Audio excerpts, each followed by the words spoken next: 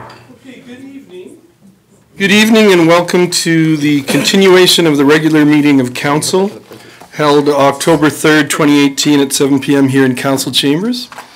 We're looking for the confirmation of agenda, and I'm asking Council if there are any emergent items that need to be put on tonight. Councillor Sobel? Not an emergent item, Your Worship, but I do have something under 12. Okay. Thank you. Any other items?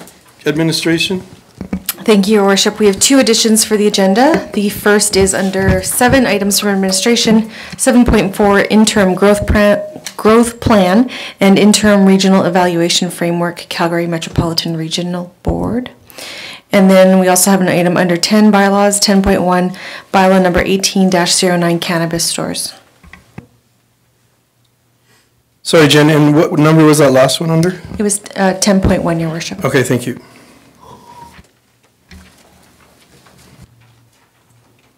So we've heard those. I'm looking for a motion for confirmation of agenda as amended.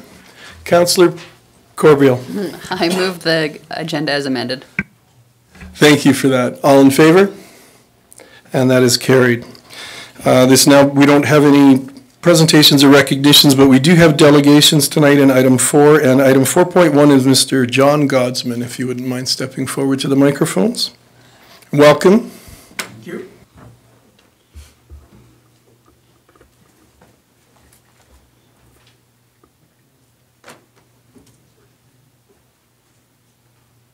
Mr. Godsman? Yes. Thank you for coming before Council this evening, so we may once again thank you for your contribution to our community through preserving the stories of our community builders and founders. And I believe you have a short video presentation. We have a short video presentation. We have a short video presentation made to you by Minister Ephraim Sabir. But you don't have to stand for that. No. After more than 2,000 hours conducting interviews and doing research, John has published 3 books commemorating the lives of nearly 300 local seniors. This inspired project has brought the community together through the local historical society, seniors group, and local schools. With a wonderful gift to the community, John, please come forward to speak your comments.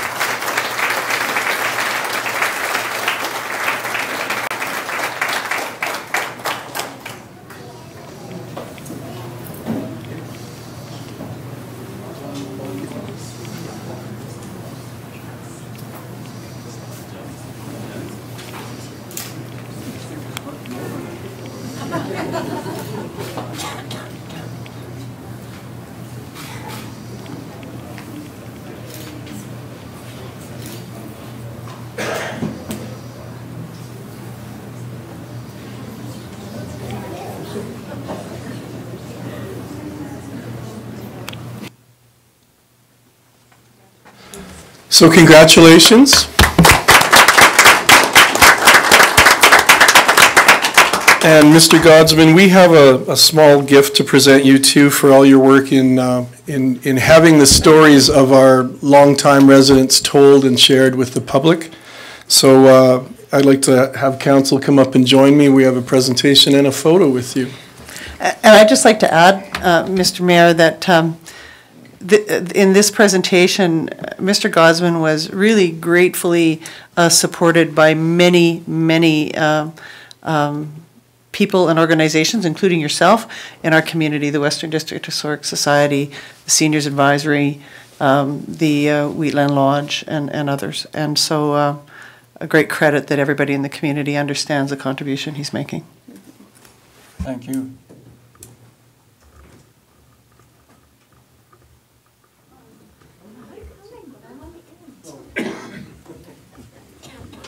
John, if you want to come into the middle, maybe we can have a photo taken of us presenting this to you.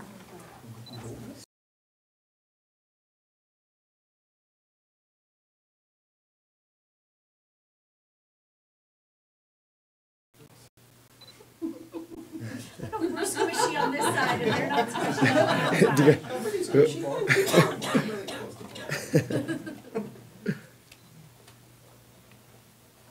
It's not very delicate.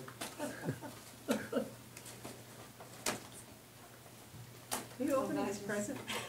He would like to display it. Oh, I thought you were one of those. I wasn't trying to, I'm not trying Look to for your take his Christmas money. presents first, here. It was one of Yeah. those too.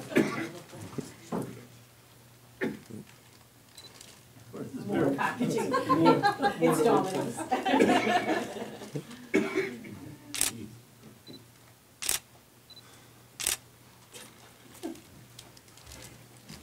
Congratulations. Thank you very much. Thank you. Thank you.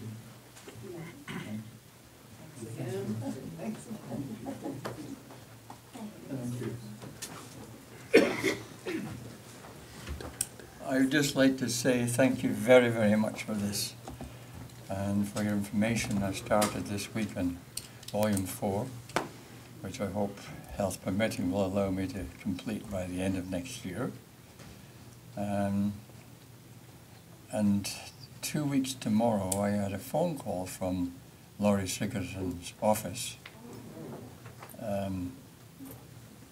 They were sorry I didn't receive the award this year, but they said, would you get your nominator to nominate you again for next year, third time lucky. Thank you. Yes, once again, thank you and good luck on that next step. Item 4.2, we have a delegation representing the Seniors Advisory Committee. If we could have you folks step forward. Oh, folk. One person, sorry. Just the award, or give up my presentation as well. If you wouldn't mind coming up to the microphones and then the public can hear as well.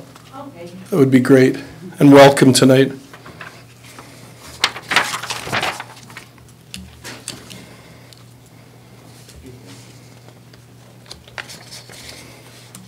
Hi, I'm Polly Balfour, chairperson of the Seniors Advisory Committee, and the only one who would come tonight, so so you just got me. And in case and Terry's here. In case everybody doesn't know, when we talk about the Seniors Advisory Committee, I will explain. This committee is mandated to enhance access to town services for seniors, the elderly, and their families, and identify and suggest solutions to gaps and barriers that impede the full participation of seniors and the elderly in all aspects of life within the town of Strathmore. Now, I didn't make this up myself. This is an excerpt from the council procedural bylaws. There are presently 6 public members on this committee, which have been approved and have to be approved by council. 2 more would be certainly welcome. Anybody, even if you don't have gray hair, we'd love to have you. And a representative from FCSS, Darlene Noss, a council member, Terry Cox, and the Social Services Coordinator, Linda Bernicki. We are pleased to have Christy Schwarrock, Resident Manager of Wheatland Lodge, serving on the committee. An invitation has been extended to Sagewood, but we haven't heard any reply yet. Our meetings are held once a month. We host a coffee for seniors on the 3rd Wednesday of every month, featuring a person or persons to provide information on topics which we feel would be of interest to the senior population. We thank everyone who takes the time to do this for us. We assisted FCSS with the information day during Seniors Week in June. Presentations were made on falls prevention, recognizing signs of heart attacks and strokes, and avoiding scams. All were very well attended. In May and June, a survey was conducted asking for opinions on the needs of seniors in this community. FCS and the town administration did the work. We just got to say we did it. We would like to thank them for all the help in this area. 217 surveys were completed, which is approximately 10% of the senior population in Strathmore. All the council members have a copy of the results of these, just for everybody else. And I should have mine with me, but the greatest need that we found expressed was transportation and housing. That's good, because I won't go into the rest. We don't have time. There was 9 questions. One thing of interest was, do you have a cell phone, a smartphone, or connection to the internet? And a large majority do. Yeah, but some don't. Some don't have it at all. They read the papers, these people do. Isn't that amazing, hey? They read the papers for their information. So we can't forget that, I think, for their sakes, eh? If anybody else is interested in seeing the results of this survey, you would certainly be welcome to have a copy if you ever need arises.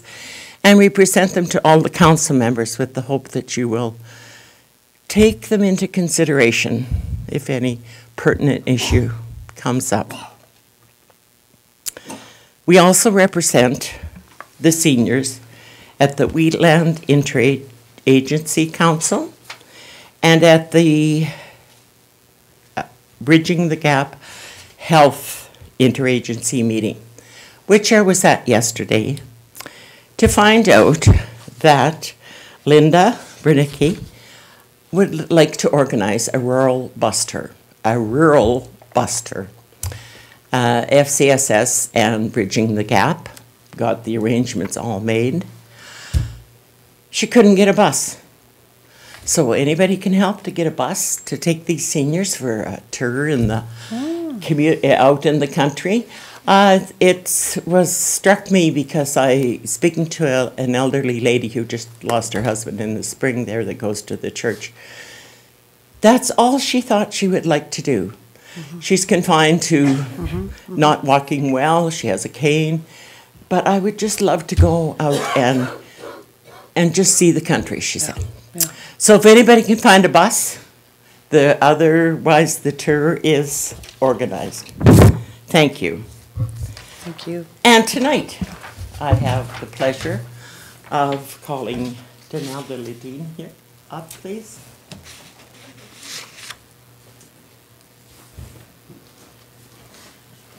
Hi, this is Donalda Ledeen, if you don't know her. She was instrumental in 2015 with the Alberta 55 Plus Summer Games that were hosted in Strathmore. She worked tirelessly for 2 years and went above and beyond to ensure that it was a great success. Donalda also donates her time to the Happy Gangs Club, the Strathmore's 55 Plus Association, and volunteers with the Alberta Seniors Benefits Program, helping seniors in our community to navigate the complexity of income supplements and old age security programs. She's an active member of her church congregation and of Arts on 817. I've got that right, have I? Yep. And probably a lot of other things that never got written down on my paper. Always looking for new projects to get involved with and to enhance our town. So, we would like to honor you tonight. It's people like you that make our community worth a better place to live, because you'll put the time and effort into it. And we would like to thank you for that and present you with this plaque with our appreciation and our thanks. And you're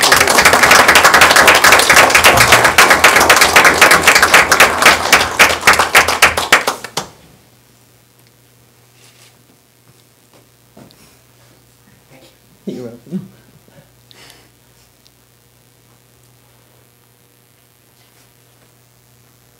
Thank you. You're welcome. Thank you. Polly, just before you leave, Your Worship, I just want to say that the most interesting statistic that I found was the last one. And when I see that 96% of seniors said they had no interest sitting on a seniors advisory, for the people that do sit there representing the other 2,000 seniors in our community, I'm very, very grateful. Very grateful. Thank you. You're welcome. Thank you very much for coming forward and making your presentation, and thank you for recognizing Danelle de Ladine. I was fortunate enough to have taught with her for many years, and the way she treated her high school students was, you set a really good example for the rest of staff, and I appreciate working with you those many years. And congratulations on this award. Thank you for everything you do. Your Worship. Ms. Sawatsky. Thank you, Your Worship. I just wanted to let Council know that I was just informed by the Director of Community Services that they have secured a bus to take seniors on tours. Hey.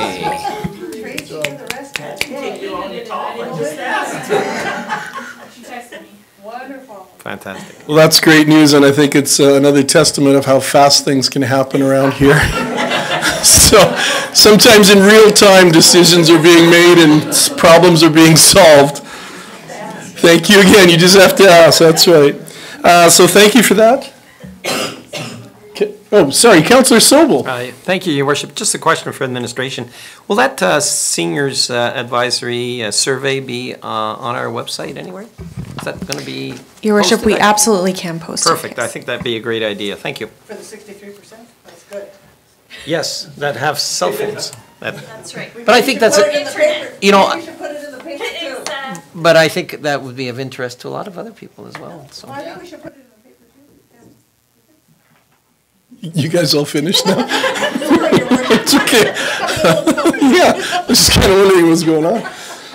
This brings us to item 4. I've missed this. I really missed this. I was away last time. Item 4.3, Canadian Badlands Tourism, which is on page 17 of your handout. Do we have representatives? Whoa. Thank you. Whoa.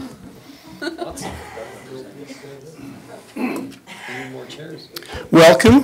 Thank you. And if you wouldn't mind just introducing yourselves.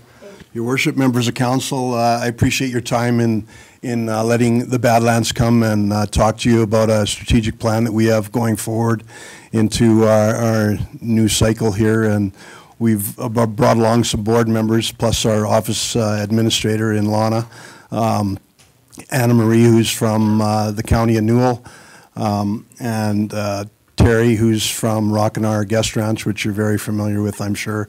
My name is Brian Varga. I'm a councillor with the City of Medicine Hat, and I'm also the president of the Canadian Badlands. So we want to let you know about a little priority that we have going forward with the Canadian Badlands. As you all are well versed, the Alberta government is not giving out the funds that they used to with tourism or with anything else that is involved with cities and towns within our community. It's very tough to see that money coming forward. So we've got a new incentive moving forward to make sure that the Badlands is going to become sustainable in the future and not have to depend on the government of Alberta to help us out much longer. But we want to tell you about our idea, and hopefully you can take it and ask any questions at the end. And we brought the guru of that strategic plan in Dan Sullivan, who's been with this for quite a few years, and he's a member of the Canalta Hotels, and he'll tell you what this project is all about. Thank you. Well, good evening, everybody. Yes, what we're going to talk about here today started really for a couple of major regions. First, you might ask why a private company like Canalta Hotels would allow me to dedicate my time to working on this kind of a project that I'm going to unfold in a minute here. And the reasons are twofold. Number one, we as a company don't believe we'll ever be successful if businesses around us are failing. So we invest a lot of time and effort in strengthening the communities and the regions where we do business, because if they're stronger economically, we're going to be stronger as a business, and it's just as simple as that. The second thing I think that we're foreshadowing a little bit on Alberta in general, and we've all kind of been exposed to the issues surrounding the resource sector over the past little while, and they've really come to a head here when we can't even get a pipeline built to get our product to market. Protests and the move away from natural resources. This isn't going to get any better. This is going to get worse. This is just the beginning of something that we're going to have to address. And so this province, from top to bottom, is going to have to look at other ways to generate revenues to replace investment money that comes in for the resource sector, the money that we can take out of the resource sector. I mean, we as a hotel chain have properties in places like Provost and Lac La Biche and Oyen that are just about 100% dependent on the resource sector. And if that business dries up, we as a business are going to feel it. And we're not the only one. Everybody is. So we've decided to put our strength or our voice behind developing tourism, which is a sustainable, renewable, green resource, and to try and grow that. And you know what? We can do it. And you might say, well, what do we have to sell in Alberta? Tourism is not about what you have to sell in terms of an attraction or geography. It's all about who does the best job of marketing, who gets their name out there, and how people remember your name. So I want you to, when you think about Canadian Badlands, I want you to forget about the geographic boundaries of that area. I want you to forget about the attractions that are in that area, the natural attributes, and just think about the name Canadian Badlands in the same way a person in England might think about Canadian Rockies. When they think about Canadian Rockies, they don't think, oh yeah, well that's got Canmore and Kananaskis and Banff, and they don't know what's there. They're attracted to that one name, and then the individual communities come in under that umbrella that was created to sell their own commodities and their own products. We believe that the same thing can be done for the Canadian Badlands, and I can tell you that 5 years ago I met with the Deputy Minister for Tourism, Parks and Recreation in the province, and he said, if you guys can align in the Badlands, the province will come in and match whatever you have on a 4 or 5 to 1 basis. Okay, so we started. And we started putting together a marketing consortium. Canalto Hotels was one of the first ones to the table. We have 10 properties within the geographic boundary of the Badlands and another 7 just on the periphery. And we have lots of restaurants also in this area, including in this community right here. So we have a lot of enterprises in the Badlands, and for us it makes a lot of sense to strengthen this region and put it on the map and start growing the tourism potential. So we've come up with a way to help ourselves. We're not going to go to government and whine. We need handouts. We need money. We have come up with a way to help ourselves, and that is by creating a user-pays system collected by hotels. You probably all have heard of this, called a Destination Marketing Fund.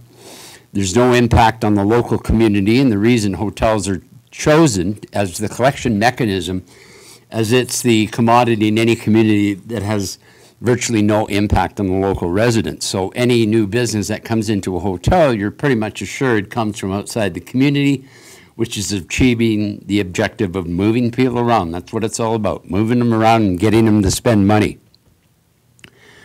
So we're kind of launching a project to bring together all of the communities in the Badlands and get them all to embark on programs to have their local hotels start to collect this 3% destination marketing fund, which we would use for the umbrella campaign that I talked about, the Canadian Badlands.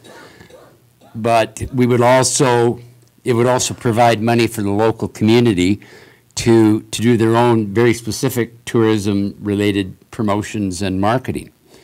So how it would work is the hotels would collect 3%, and it happens in probably 70 or 80% of the hotels already in Alberta, and it happens virtually everywhere else in the world.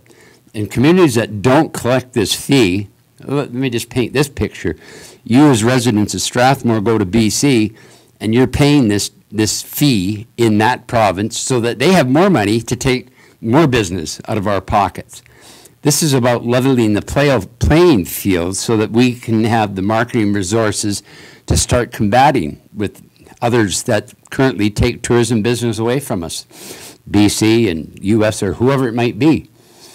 And the longer we don't do anything, the longer we get nowhere. And every day that we wait and don't have the hotels collect this user fee, the further behind we're getting. So we're launching this massive effort to amass all of the hotels that currently don't collect a DMF in this part of the world, to start doing so under the vision and the plan that we've kind of put together to both support this umbrella marketing campaign. And it's not, it's the people who put the money in who will decide what happens in this marketing campaign. So if Strathmore introduces a DMF, and this is a voluntary thing, it's not legislated in any way. Municipalities don't have that ability to enforce that kind of taxation, so it has to be voluntary. But what the town can do is then set the framework and develop a destination marketing organization locally that would administer the funds and decide how they're spent and whatnot. And currently, you don't have one, I don't believe, in Strathmore. But the minute you do put one together, you get recognized by the provincial government and you're eligible for the co-op funding programs and all those other good things that come with it. So let's look at it this way. I don't know how many hotel rooms. Anybody, how many hotel rooms are there in Strathmore? Roughly. How many hotels? Well, hotel rooms. Yeah.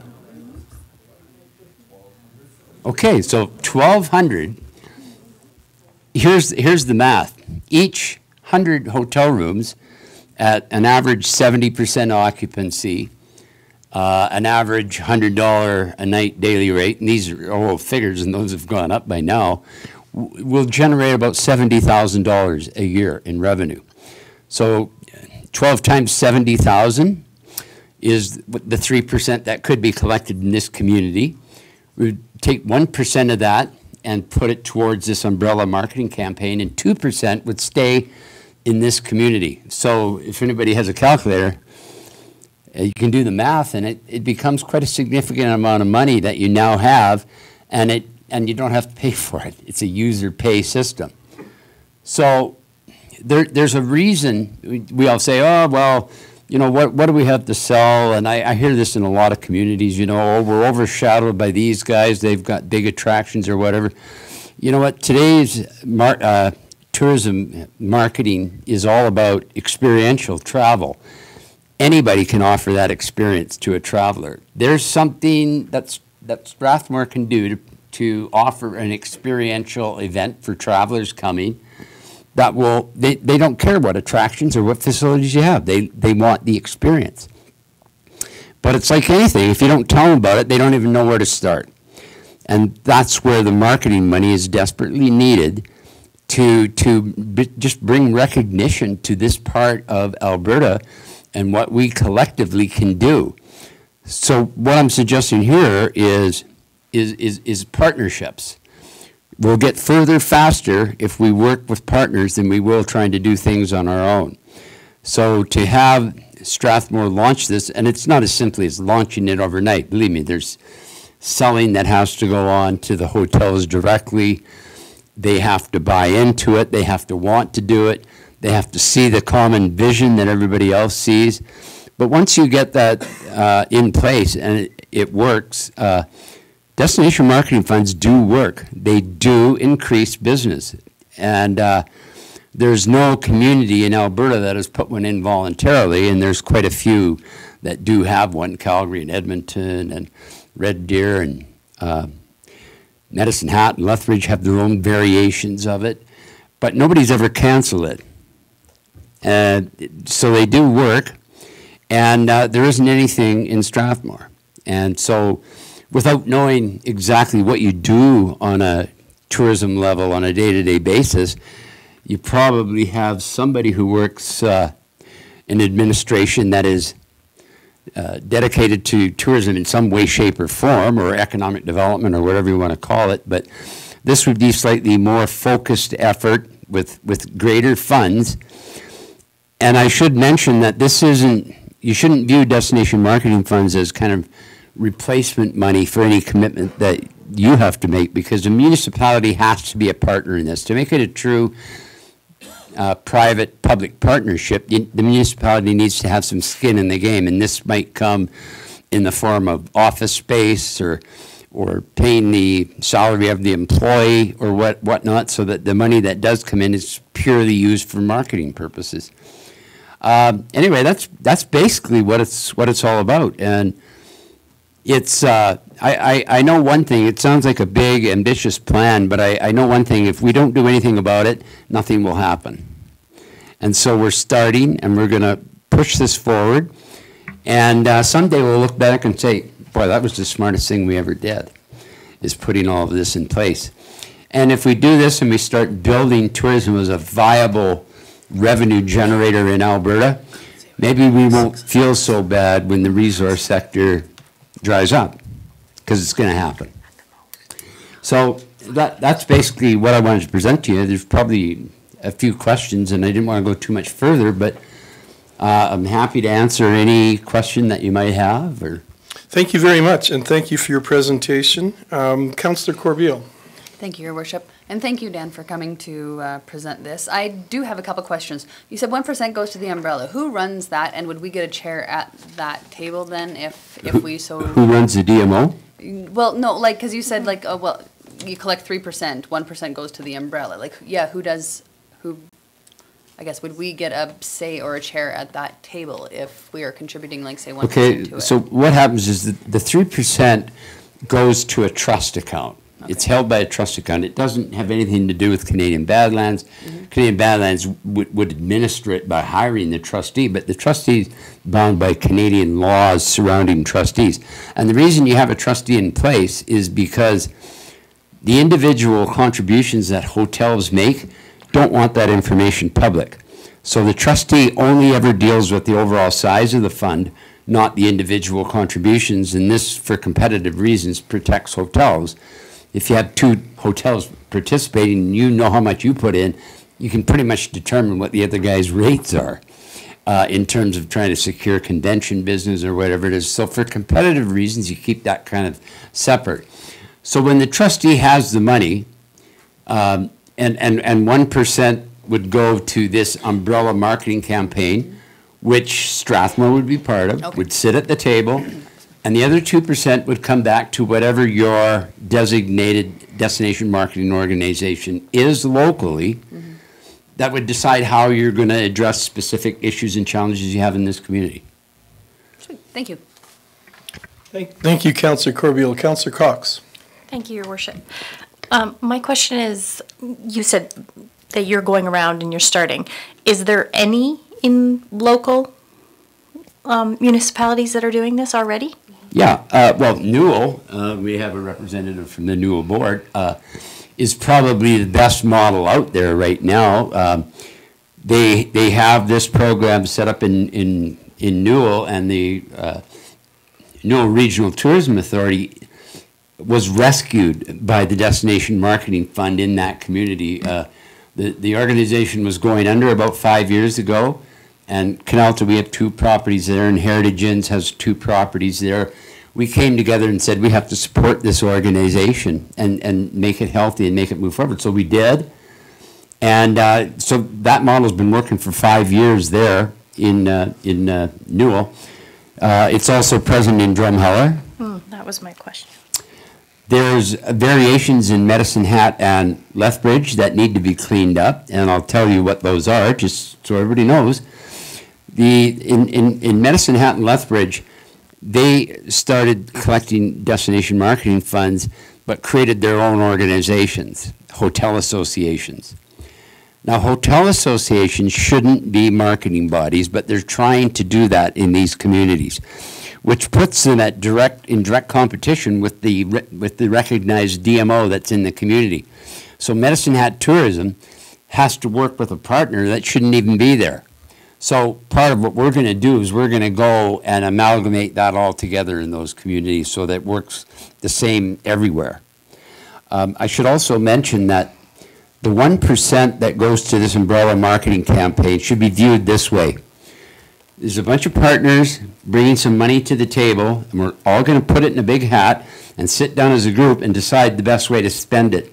It has nothing to do really with the Badlands Board of Directors. It never, goes into those coffers.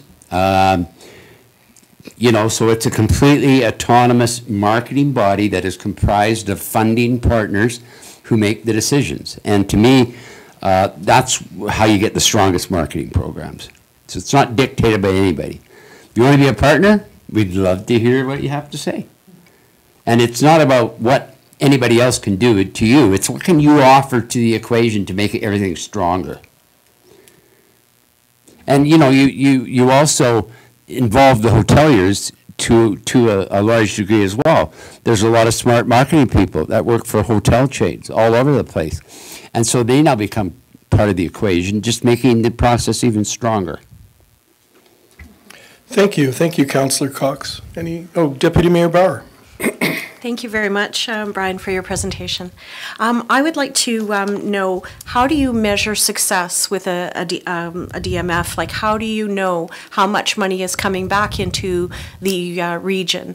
How do you measure that? You mean in terms of new tourism growth? Mm-hmm. Well, I mean, I'd look at it this way. If hotels participate in this program and they currently sit at 45% occupancy, and at some point in the future they're at 60% occupancy, I'd say we've been successful. So you measure it basically just by growth. In terms of a council, when you do have growth like that, you start increasing your tax base, so you'll recognize it that way. Also, when you create demand by having extra tourists in your area, you start attracting entrepreneurial investment that wants to build new restaurants, new hotels, new attractions to keep up with that supply. So the economic kind of generator effect just is enormous once this ball starts rolling, because it like I say, it not only brings business to the local businesses, it brings a bigger tax base and it brings new investment into the community. There's nothing but good things that can happen. Thank you. Thank you, Deputy Mayor Bauer. I had two questions for you. Well, one question and one comment. The first question I had is, in your experience with running these destination marketing programs, do the motels ever feel that the higher rate of 3% attached to their prices hurts their business at all, and do they chafe at that? Do they kind of resist it? You know what? There's communities that have progressive hotels, and they have others that we in the business call bottom feeders. And I don't mean to be negative by calling them bottom feeders, but they never participate in any marketing programs. They never do anything. They just wait for the other hotels to attract the business, and they live off the shrapnel that is left over. Those aren't the kinds of hotels we're interested in. We're interested in the hotels that want to be, when you put out a tourism guide or you're trying to sell an ad, these are the ones that stand up and they buy this because they want to participate. Those are the hotels that provide the best benefit to a DMF. In terms of the competitive, or the 3%, it's those bottom feeders that are usually the ones that complain about it. But I can tell you it doesn't make any sense. There's nothing to substantiate. I can tell you that we as a hotel chain have our 3% fee in place where the hotel across the street doesn't, and we still do better occupancy-wise. The reason that the consumer doesn't worry about this 3% is because, and we all know this, you'll go to and look at two hotels that as a consumer look pretty similar, but you'll go in and you'll find out the rate is $50 difference a night for basically the same kind of a room. The hotel business is all about how much money you can get from how many people you can get it from. And it varies by huge amounts. So when you find room rates varying by $50 a night, who really cares about 3%? It's just a non-issue. It's a non-starter. Okay, thank you. My second point is actually just a comment, and it's going to sound like I'm raining on the parade, but One of your points you mentioned, this has nothing to do with Canalta hotels or this idea, but it has something to do with Badlands. And one of your comments was that it's all about who gets their name out there. That was one of the things I wrote down from one of your things. This summer I was touring some Hungarian cousins around that we had found each other through Facebook, and we decided we would tour in this area, and we went to Drumheller and we went to the Horseshoe Canyon.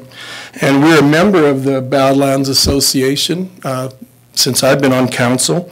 So I showed them the map. There's a large map at the Horseshoe Canyon, big wooden thing that shows all the communities in Badlands. And Strathmore is faded right out. We're not even in bold. There's no real sense that we're a part of it. And then when I went to another sign to see the various photos of the communities and some of the attractions they have, there was nothing of Strathmore. So I'm a little bit cynical as far as Badlands, not necessarily your proposal. I understand what you're saying, it's a separate thing.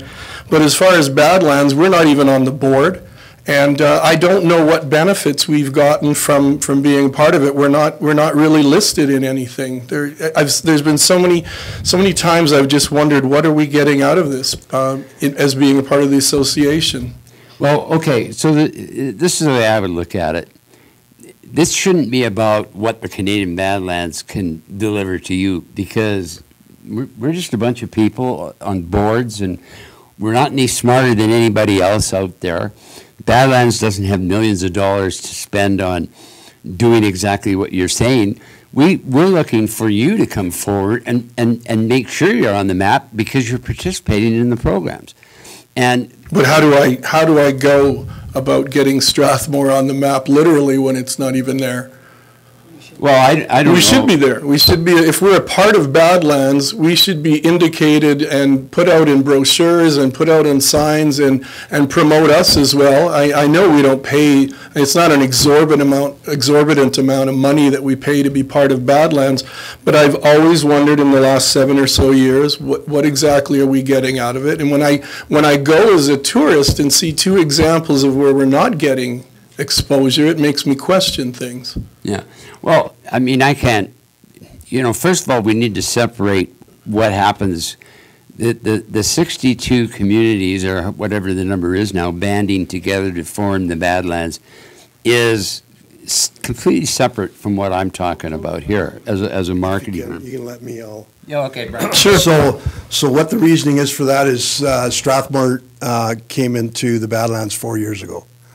All right, the signs were made 9 years ago.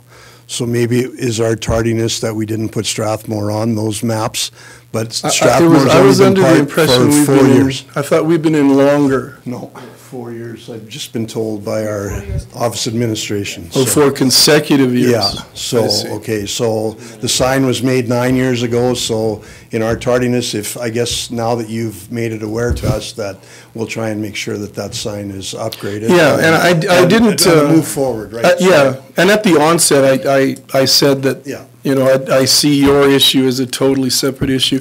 Do we have Canalta chain hotels in our town? Like your group is part of this destination program. Yeah, no, we don't have a hotel in Strathmore. We have 2 in Brooks, 3 in Drumheller. But Strathmore still becomes an important piece of the puzzle in our mind, because it's part of the region, the whole region that we call Canadian Badlands, and therefore can strengthen that iconic imagery to whoever we're trying to sell it to. It has to be part of it. It's an important community. It's right on the Trans-Canada Highway. Like, there's a whole bunch of different reasons. Terry, did you want to step forward? If you don't mind, thank you. And then Councillor Cox, sorry. No, that's good. I just wanted to let you know that, when you say what has Canadian Badlands done for you, I mean, I like Dan's idea that we would rather see you become a part of the Badlands and do things as part of this consortium of 60 communities. But we did actually talk about this sign issue quite some time ago. We presented at council when Strathmore was looking to leave the Canadian Badlands, and we agreed at that time that we would pull $5,000 out of the coffers and give that to Strathmore to put signage up at the entrance to Strathmore. And Yeah, those are different signs that right, you're mentioning. but that was never done. And yet, Lana has had many phone calls asking about that signage, and each time we tell you that we have provided the information with respect to where the signs are made, what you have to do to get those signs done, and that the money is yours when you want it. So that has never been done, like it's never been managed. The same thing with the website.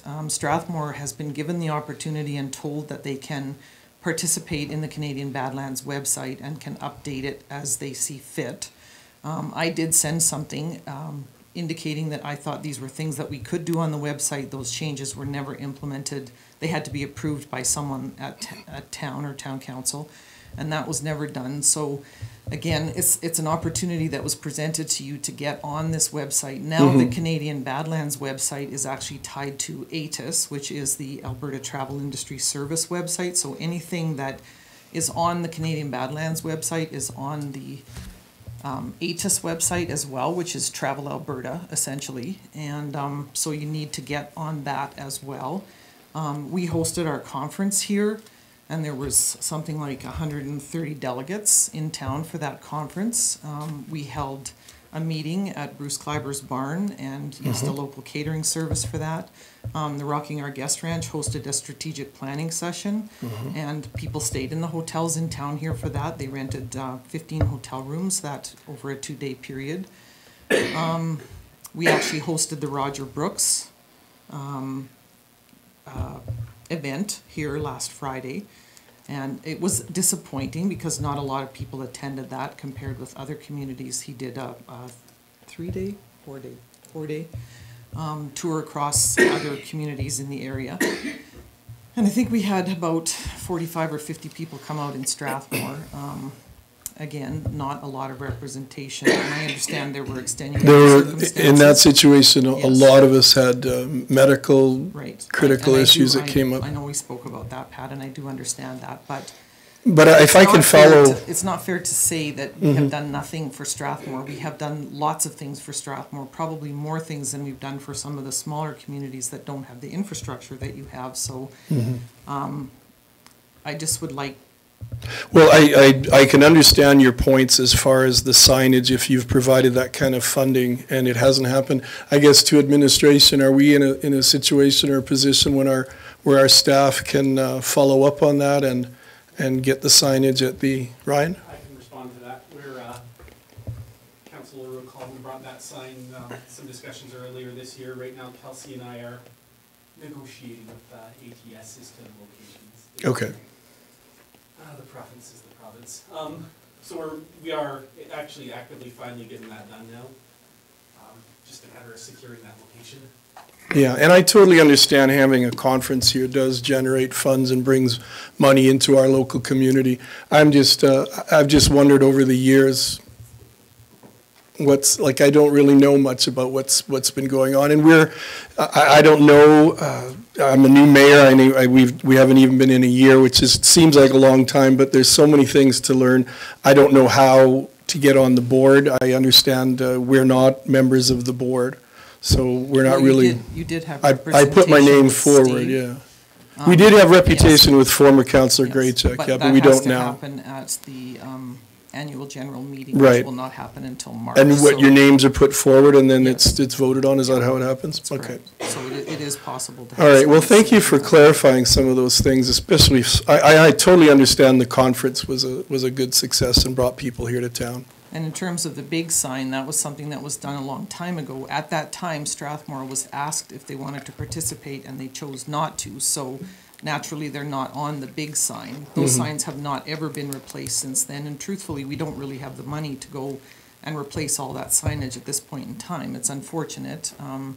Maybe someday, if we get something like this destination marketing fee off the ground, there will be money to update those signs or find a way to add communities to the existing signs. But Strathmore really has to take responsibility for what they want to be and how they want to be perceived and the things that they have to put in that tourism basket. And Yeah, you're right. we will definitely help you with that. Yeah, and you're right, we're looking at an economic development officer. We're looking at discussing the chances or the opportunities to have something like that in our town. We're a big enough town that Tourist Commission. Yeah, we want to, we have a tourism committee that's hopefully going to get started soon. We know that we're a big enough town that we have to start being more aggressive in marketing ourselves. We have a lot of good things happening here. And on that note, that this DMF is a fantastic way to do that and to have more funds in your pocket to do it with. Okay, thank you. And if we could come back to you, just for one more question. If Strathmore is interested in going into something like this, what are our next steps as far as, what do you see being needed to be done? And then Councillor Peterson. Well, I think council needs to decide on what kind of a body it is you want to be responsible for marketing the destination. I think it needs to be a little bit at arm's length from the town. The easiest way to do it is just form another not-for-profit society and call it, your destination marketing organization. You can still staff it, and it can still be in your offices and all that. But it's the cosmetics of how the hotels, who are going to be the funders of the program, will see the money. I don't think they'll send the money directly to council, but they'll send it to the destination marketing organization because they know they will participate in how those funds are spent. And there will be governance on how those funds are spent. Would that not-for-profit group, would they be the ones who would start to talk to hotel owners and managers? Well, we will help with that process. Like I've dedicated myself, and I said to Brian, I'm not going to be able to do it all, so the board is going to be helping me out, but I'm going to do as much as I can to help the process, and we picked Strathmore as one of the places to start because it's a clean slate. There isn't anything in place right now, so we can kind of establish it the way it works best for the hoteliers and the way it works best for the community. But I think you need to give some thought to, yeah, we're going to have something called Strathmore Tourism or something like that, and create that as an organization so it starts standing on its own. Okay, thank you. Councillor Peterson, and then Councillor Cox. Sorry, if I could just add to that, to put it into our experience, what we do in Medicine Hat, the DMO is actually funded by the City of Medicine Hat, because we can do that, right? We sent out an RFP to different groups to bring in whoever we could. We only had one application. They were the old group that had been there for 4 years. They're called Tourism Medicine Hat, but they are our DMO. So in this process, they would be the ones to get the 2% to do the marketing for our community and for the surrounding community. So I think here we've got Wheatland County that's also, I think, has to become a partner with yourselves in this process with tourism. And in Medicine Hat, that's how it works that way too, where the surrounding area is actually part of the DMO because they do promote that area too. It's not just the City of Medicine Hat, it's a surrounding area. We've got Red Cliff, we've got Cypress County, we've got these close areas that are around us, so it entails that. And actually our DMO actually runs the tourist center in Medicine Hat, the visitor center, and they also do the one on the border in Walsh. So they're looking after 2 tourist centers, actually, with the money that we give to them per year. So. All right, thank you. Okay. Even though Wheatland might not have any hotels in the region to add to the coffers, what they could do is help with, the municipal contribution to the whole program. They may be assisting with the staff or helping with office space, whatever it happens to be. So they could probably bring some resources to the table. And because, Strathmore and Wheatland are so closely connected, it makes sense. Thank you. Councillor Peterson. Thank you, Worship. So I certainly take to heart what Terry Kinsman has brought forward. That we know that in many ways we're the author of our own misfortune, but I also want to point out that this council has also had a lot of conversation and a lot of hard work put together toward a tourist commission coming forward. I believe that's coming this month, Ryan. Your Worship, with regards to that, this may be something we want to discuss before naming anybody, because if council wants to go to the DMF route, we may need to change names on it. So I think we'll maybe talk about that at committee next week, and then we have our names ready to proceed the 17th. Right. With naming folks, or we may change course depending on where council wishes to go. So we're very close to whatever, by whatever name, to coming into a different reality. So following up from Mayor Fuel's question about what next steps will be, will you be presenting, or Canadian Badlands presenting, a proposal to each of the 62 municipalities or 62 members? We're going forward on this project? No, not to the 62 municipalities, because like I say, they are separate from the But you will be to the ones that you are approaching? To the key areas. Thank and you. they are Medicine Hat, Lethbridge, Strathmore, Drumheller, Brooks, Statler, hubs like that. Thank you.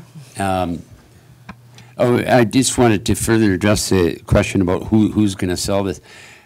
The reason we're here is because you need the municipality, the town, to support the whole concept and to help with the sales process, because you're not just going to have one meeting and get everybody to sign on the dotted lines. It's going to require some follow-up, and it's going to require almost the buddy-buddy system to get them familiar and warmed up to the idea. So it doesn't happen overnight. It requires a little bit of work.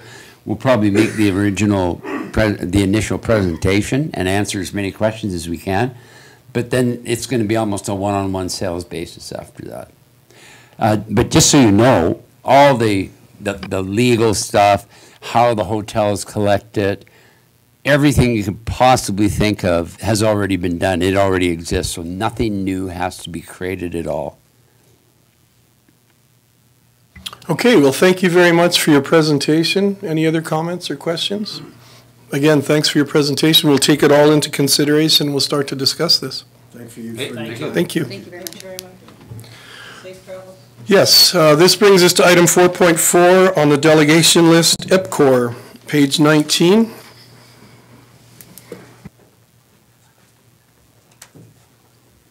Good, how are you?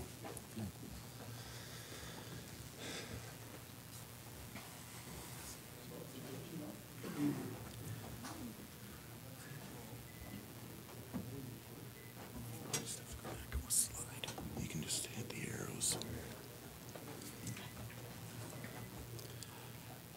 Your Worship, members of council, thank you for giving me the opportunity to come and speak to you today. Sorry, good evening. I should have welcomed you. I was just wrapping up that. Welcome.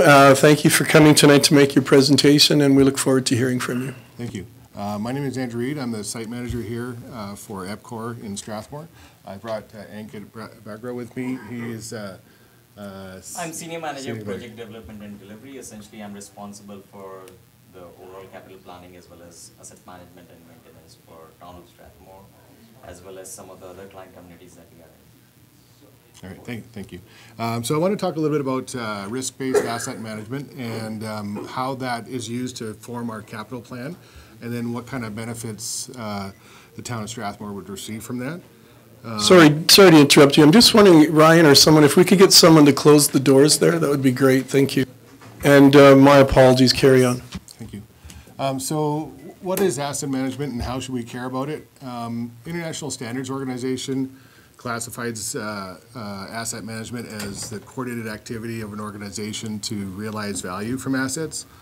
And so we look at how we could realize those values from the assets, and we look at things like the balancing the costs with the risk and the opportunities and performance. Essentially, for us, asset management boils down to ensuring we're maintaining and replacing the right assets in the right way at the right time. So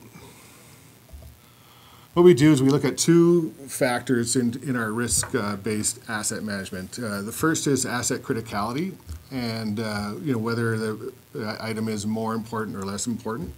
And the second is asset condition. Excuse me. So we use a vehicle or a pickup truck for an analogy, right? So your tires may be more critical to operation of the vehicle than, say, your windshield wipers or your hubcaps.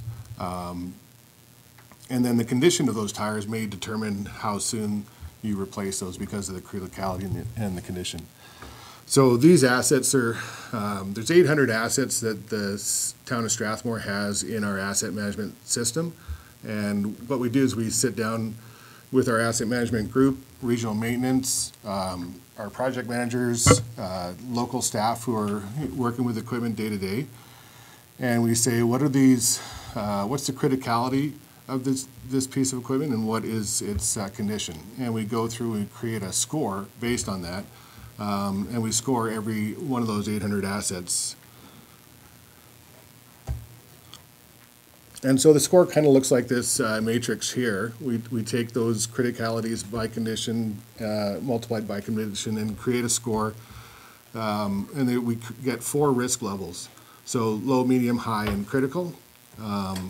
And so... So I guess just add to it what Andrew said. Idea is pretty simple. I mean, let's say you guys have 800 assets. So we are trying to map those assets on this 2x2 risk matrix. So I guess the black boxes are super critical. And, you know, like let's say we are running our household, we have $100 to spend. So from that perspective, we have to prioritize our day-to-day needs. So if we take the same example and apply it here, so let's say town of Strathmore has about $100,000, and from your perspective, you cannot spend all that money on all the 800 assets. So from that perspective, from your perspective, you really need to understand and prioritize where that funding goes. So this risk-based metrics helps us kind of prioritize the funding. So I mean, all these 800 assets are kind of mapped on this 2x2 risk matrix. So I guess the black boxes are really critical. That's where we need to focus on in terms of spending our capital dollars. And then the red ones are next in the priority and so on. Great, thanks. So what we come up with is kind of a list out of those 800 of what the most critical assets are, and based on their condition, what ones we have to do as soon as we can. So this is just a list of some of the ones that we've presented to your senior management of things that we believe are critical and in the condition that needs to be done as soon as possible. So sorry, just to add to Andrew's point, Andrew was trying to, I mean, we were talking about this car truck analogy. So let's say in that truck you have a vehicle, and obviously it has a tire, and the tire runs flat. So now, like, you know, you cannot drive the car if you don't get the tire replaced quickly enough. So from that perspective, it's super critical. So applying that same analogy here, so the things that are in the black are super critical. So, I mean, obviously if the capital dollars are not, you know, diverted in that direction, then obviously there is a risk from a sustainability and operations perspective. So yeah, so like Hanka was saying, those in the black category really have no flexibility. Things in the yellow and the green have a little bit more flexibility as far as budget is concerned, you know, based on the available funds there are for. So what we do is we take all those assets and we plan them out over the lifespan of the project. So some things you'll see in year one, those are the ones that were in that highly critical category, and then you look further down the line, some things will reach that critical category at a certain point in time. You can see that, you know, with the way we've graphed it here, is there's some in the lower categories next year, but as time goes by, because we continually evaluate those assets, that may change over time. So what are the benefits for the town of Strathmore? So we have a dedicated team of asset management people in our Edmonton office that look at all of EPCOR's assets. So, throughout the company, through BC, Alberta, Saskatchewan, and into the United States.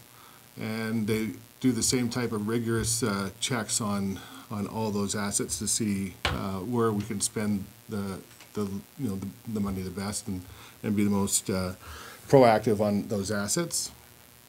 And so every month we have a conference call. We get together with those asset management people as well as our regional maintenance people, the local operators on site, and we talk about those assets and we kind of evaluate them, and that's how we come up with the capital plan. And then we have some custom tools and programs that we can do to do analytics on those, so we can make sure that they get the attention that they require. And then one of the benefits as well is that we have multiple water and wastewater and industrial systems throughout the Canada and United States. So we can take the lessons that we learned from So you take the lessons that we learned from all of those different sites and we can apply them to Strathmore. So if we have similar pumps or similar motors or similar generators in Strathmore that we have in some of the other sites and they have an issue with them, we might be able to get ahead of, you know, a critical breakage in that sense. And then we also have a program where we review and investigate all of our incidents. So if we have some kind of equipment failure that causes a permit violation or something like that, we can spread that information around. Every one of those we do a root cause analysis on and see, you know, if it's equipment related or if it's, you know, process related, we can share that information with all of our sites so that they can look and see if that's something that they do and if they can avoid it before it happens. But overall, it all leads to a reduced total cost of ownership for the town of Strathmore. And that's it. Any questions from you folks? Thank you very much. Are there any questions? Councillor Denise Peterson. Thank you. I really appreciate the presentation, and you're a publicly held company, correct? I know you're owned by the City of Edmonton, or the community. I don't believe we are publicly held. Okay. I think it's owned by just the City of Edmonton is the sole owner. Edmonton is the sole shareholder. Yeah. But it's traded publicly. It's not traded publicly. Sole shareholder. Interesting. When Mr. Gibson did his thesis on EPCOR, he should have checked his facts. So I guess why I'm asking that question, we've had long discussion here tonight, or will have a long discussion here tonight regarding our growth management into the future of the Growth Management Board. And always as networks become more complex, regulatory requirements usually follow.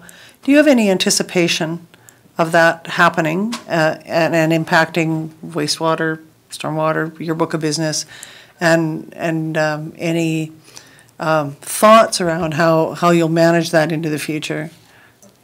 Yeah, so right now things like lead are coming up on I think we talked about that last week. The lead limits are going to be lowered probably in the not too distant future from 10 parts per billion to 5 parts per billion. Mm-hmm. And they're going to change the way that you have to test for lead as well. So it's no longer going to be tested at the hydrant or tested at the outside spigot. It's going to be tested inside the home. And what that does is the thought is that there's a lot of brass fixtures that are out in people's homes and also solder that has lead content in it. And so now you're going to be held to a higher standard for what your lead allowance is. And so you're going to have to look at things like a lead abatement program or looking at ways to treat your water so that when it goes into the homes, it's not actually pulling lead out of the solid state into solution. So that's one that we've been working on with our Edmonton group, and they're doing a series of testing and putting together plans for the City of Edmonton. So those are things that we could bring to the table as far as future changes in asset management. So Denise, just to further build on it, so typically out of our Edmonton, we have a corporate group that typically looks after, you know, what are the new regulations that are coming. So their full-time job is to kind of focus on that. So from that perspective, it helps us stay on top of the game. And so I guess if the members like, we can come and give you a little bit more detail around it. I mean, what are some of the latest things that we are working on, and what are some of the regulations that would be coming in near future, and what would it mean for? And what would it impact? How would it impact? Yeah, I think that in 6 months from now, when we know more clearly, you know, where the Growth Management Board is at, and when they've solidified their book of business, I think that would be really useful, because communities always want to do more with less. And absolutely, you've told us today, if I understand correctly, that there is a cost containment here. Absolutely, yeah. Which is good. Yeah, I guess the whole idea of asset management is to really optimize the value of the asset. So from that perspective, as Andrew mentioned, we are really looking to reduce the total cost of ownership in the long term. So from that perspective, we are trying to optimize your O&M spend and capital spend. And it's a kind of a bit of a, you know, fine art in terms of how you optimize those two cost buckets, right? Is that little black corner chart? Thank you. Thank you very much. Any other questions from councillors? Thank you very much for your presentation, taking your time out to come tonight. Thank you. Thank you. thank you for your hospitality. Yeah. Oh, yes. And that brings us to item 4.5, Fire and Flower. Is Ms. Medeiros here? I don't see Bree. No representative? No? Okay. That brings us to item 5, confirmation of minutes. 5.1, the minutes of the September 19th, 2018 regular council meeting. Yeah, you prepped. And Councillor Corbeil. God bless you. I move the council adopt the minutes of the September 19th, 2018 regular council meetings as presented. Thank you, Councillor Corbeil. You've heard the motion. All in favor? Motion is carried. I believe we have, good thing I saw your red light. Ms. Sawatsky. Thank you, Your Worship. Your Worship, I'm wondering if we can move item 7.4 just before item 7.1, if that's all right. Council, you're agreeable to that? We're good? Okay, thank you. So we have no tabled items, which brings us to 7.4, which is now moved up to the start. And who will be speaking to that? Mr. Fisher, are you coming forward? Oh, Mr. Simpson. Thank you. That's okay.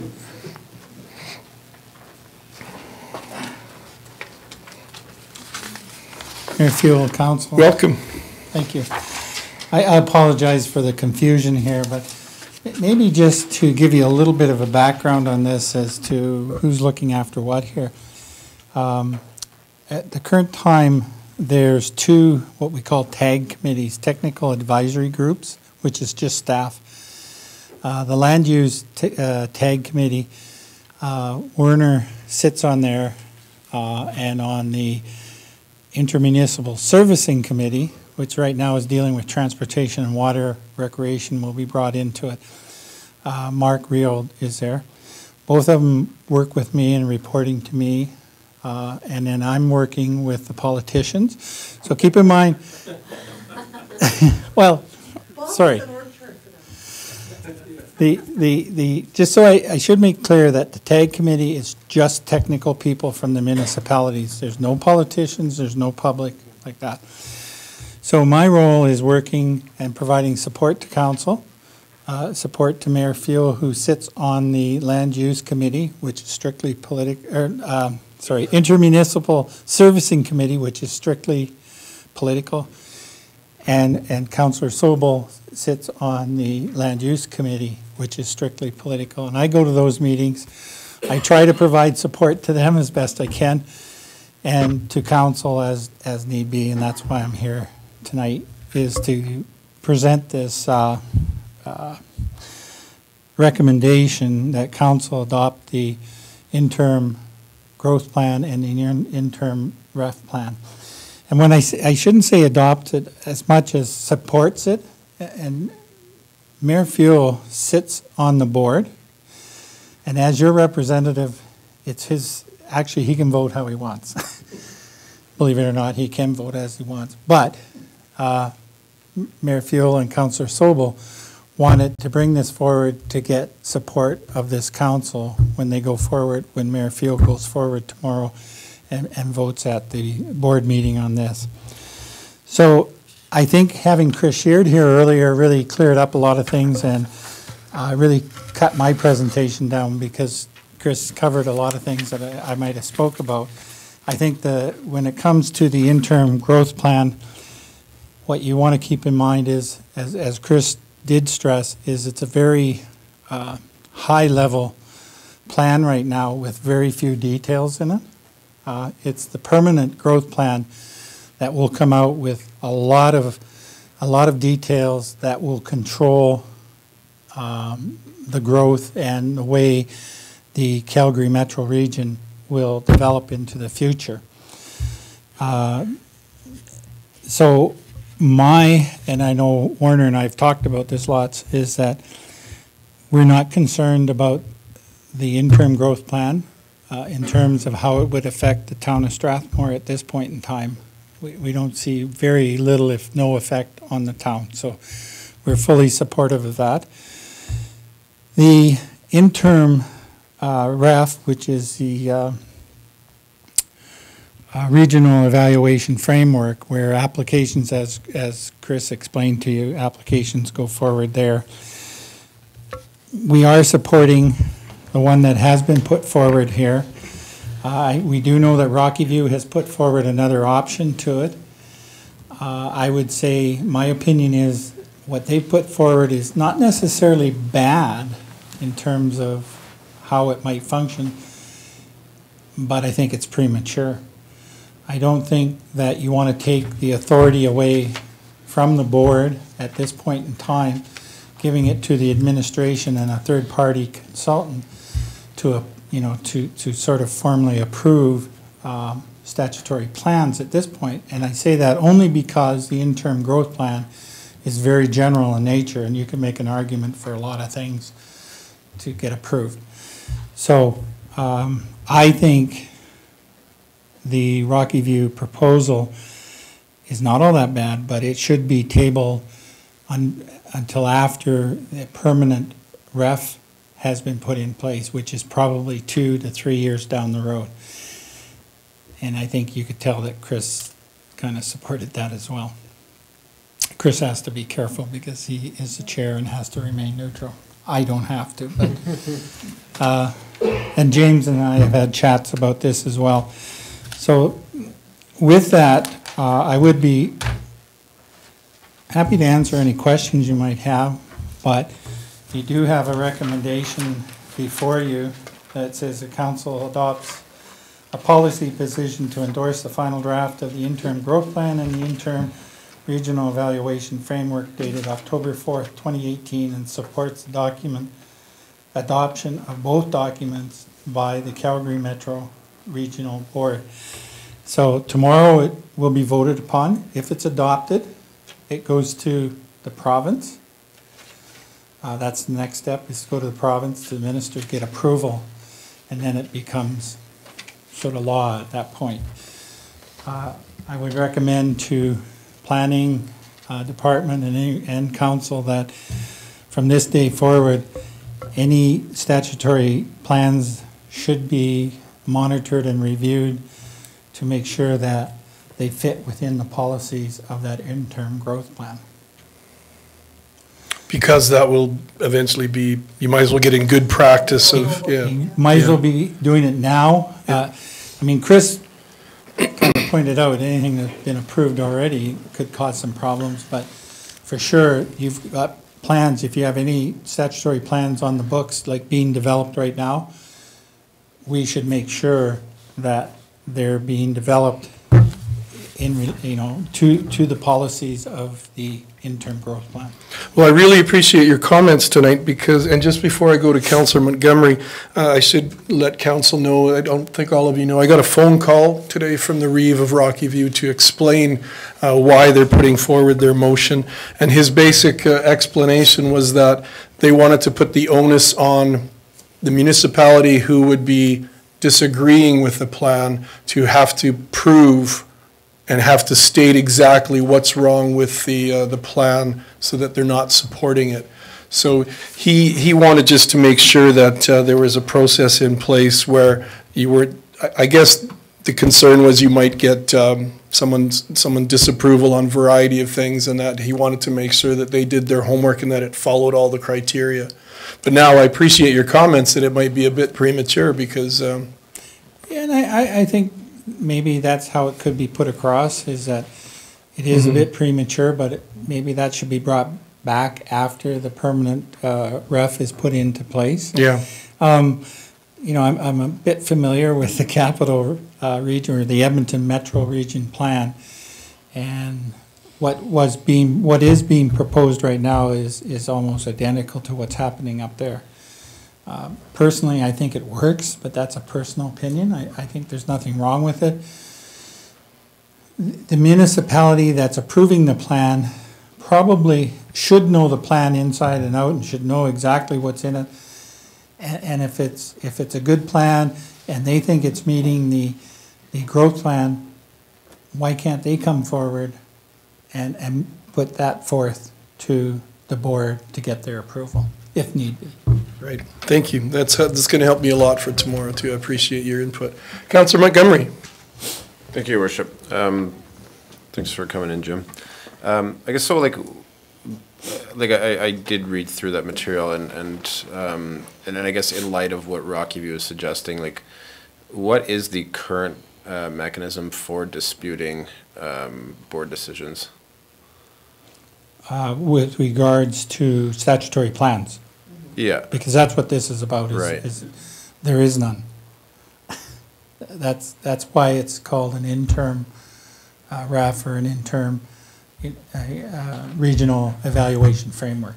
Right. So could Rocky View be worried that they have something in the works or coming down the pipeline that they're afraid might get turned down if we don't have something set in place sooner rather than later?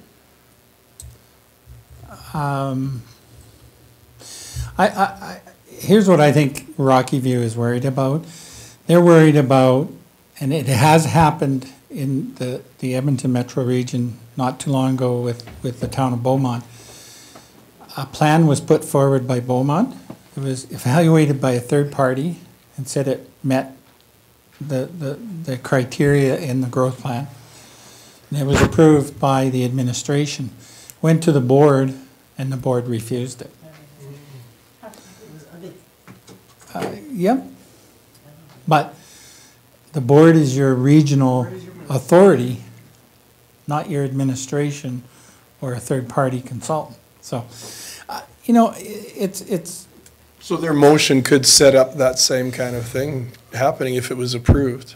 Yeah. But the other way they're proposing could too, in a roundabout way. The situation could end up being very similar. Mm-hmm. Councillor Montgomery, do you want to carry on? Yeah, and I guess, stop me if you don't have the answer to this necessarily, or the answer to these. Like currently, I guess before they come out with an actual final like REF and growth plan, how invasive will the CMRB be when looking into statutory plans? And I guess like how does it? So I'm assuming we just submit a new statutory plan or an amendment, and then they review it, and then Yes. they just give it an up or down, basically? Yes. Okay. Mm-hmm. It does add it does add to the time to get final approval, because you still have to go to the CMRB for that final approval, that it meets their growth plan. Okay. And I guess this could be for Ryan. We did just, was that an amendment or like a revision of the area structure plan for Lakewood that we did? Your Worship, it would be an amendment. Now, it's my understanding, and I will, Mr. Simpson will correct me if I'm wrong, that in the future amendments to plans like that would also have to go through board approval, right? Yeah, it would, and the one thing I should mention Since January is it 1st, has to right? be regionally significant too. And the municipality that is approving that document determines whether it's regionally significant. And so one of the other 9 municipalities may look at it and say, you didn't bring it forward because you determined that it wasn't regionally significant, but we think it is regionally significant, and they're allowed to appeal it and bring it back. Okay, and I guess like you'll, please pardon me for not remembering the exact details, but I remember like it was mentioned several times, something about a 1.6 kilometer distance between, and so like most of Strathmore falls into that with Wheatland County, so wouldn't, do we have to consult with Wheatland County for something that would fall within that 1.6 kilometers? Well, the whole idea of the growth plan is to be collaborative, and they're trying to get the municipalities to work together ahead of time and in prior. And Ryan can probably answer that question about the 1.6 kilometers. I believe it's in the act now that you're supposed to refer to a municipality if you're within 1.6 kilometers of their boundary. Now, it is a referral, and they can object, but you can ignore the objection if you want. But that's what's in the current act. Right. Under this new one, you can object to it, and the board would make the decision on Okay. whether it was proper or not. And so we haven't kind of stepped on any toes, because this has been in effect since January 1st, we haven't kind of stepped on any toes by not consulting with Wheatland on that area structure plan revision?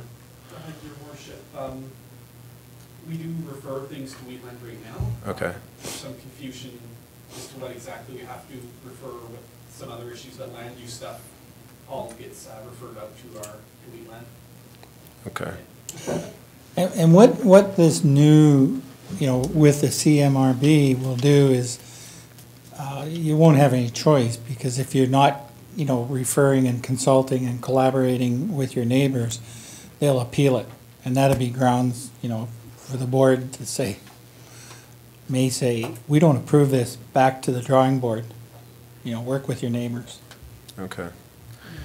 And this is the one where you might not have the answer to, but, so I noticed it mentioned development within floodways, and I guess so a lot of downtown Calgary falls into that. So Yes. Are they going to be kind of proscribing any development in downtown Calgary? Floodways has been discussed a lot. Councillor Sobel might want to answer that, or maybe not. It is a bit controversial in terms of. Mr. Fisher, did you want to weigh in on anything right there? Yeah, there's a difference between flood fringe and floodway. Mm-hmm. And stuff in the floodway is much less than flood fringe. Okay. I would suggest that most of Calgary that was flooded in 2013 is in the fringe. Okay. Don't even talk about that ever. But there is, and Councillor Sobel might help here, but there was some discussion about, there's protection, there's ways of protecting that floodplain or that flood area. Mitigation. I mean, High River is a prime example. I mean, they've done things that went from, what is it, James? Probably close, maybe, I don't know if they've hit the 1 in 200 flood plain, but they've done a lot of work with dikes and protection. So that, that makes it easier to develop in certain areas. But there's still areas that they're not allowed to develop ever again in. Yeah, which are actually behind protected dikes. And they're behind protective dikes, yeah. I don't know, Councillor Sobel. No, you're right, you're right. It's all got to do with mitigation. One good thing about Strathmore, if you're concerned about flooding here, it's, Yeah. the rest of the country's in trouble, the rest of Alberta, I guess. Never say never. Sorry, go ahead. Okay.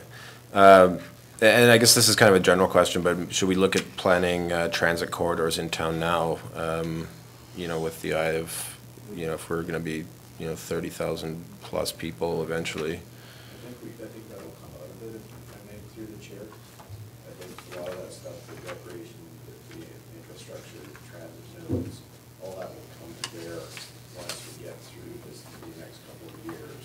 And because we'll have to align with CRVs, and the restriction, the penalty to not align is too awful to not. We have to collaborate. I've been attending a few of the TAG committees, TAG meeting groups, or TAG group meetings, and the Intermunicipal Servicing Committee is really right into the transportation, and transportation is, light rail, busing, roads, whether it's, and bike paths, it's all that. So that's going to be all part of that servicing committee, which becomes part of the growth plan. And so once that's determined and set, then there'll be a course of action for Strathmore and every other municipality to follow the growth plan. Okay. Well, thank you for answering my questions. Thank you, Councillor Montgomery. Some excellent questions, too. You addressed a lot of the things I was wondering about, too, so that's really good. Councillor Sobel. As did I. Thank you, Your Worship. As were mine addressed as well. But I'm not completely satisfied with Lakewood Meadows issue. And I know, Jim, I know you've spoken to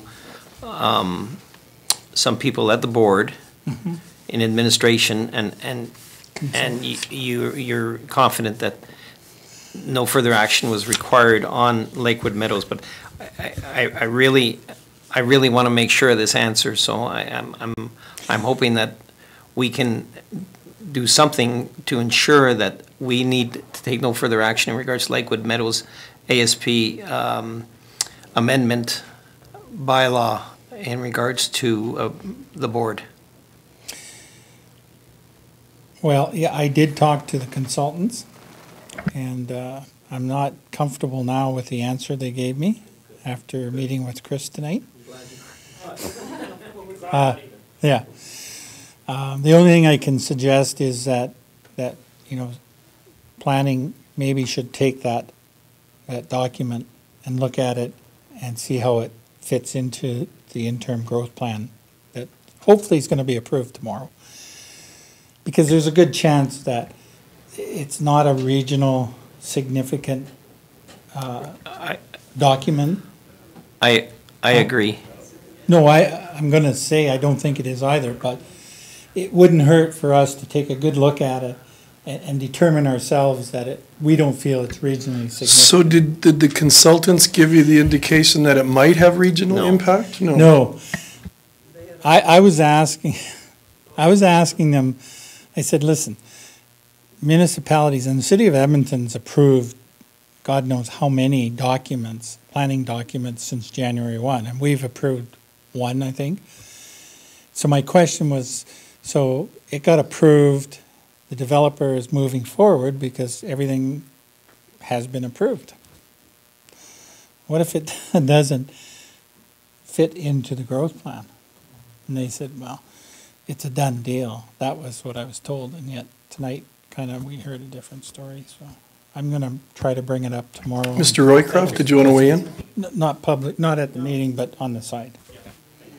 Your worship, and maybe Jim and I will talk about this, Mr. Simpson and I will talk about this tomorrow, but what we could do would be to develop a statement, based on the interim growth plan indicating why we don't think it's a regionally significant plan, that it doesn't impact, that's an amendment that doesn't impact extant transportation routes, that it doesn't substantially change the proposed density from what was approved. I think it's 60 units difference that has no servicing impacts. We could put together a statement like that and even have council, read that.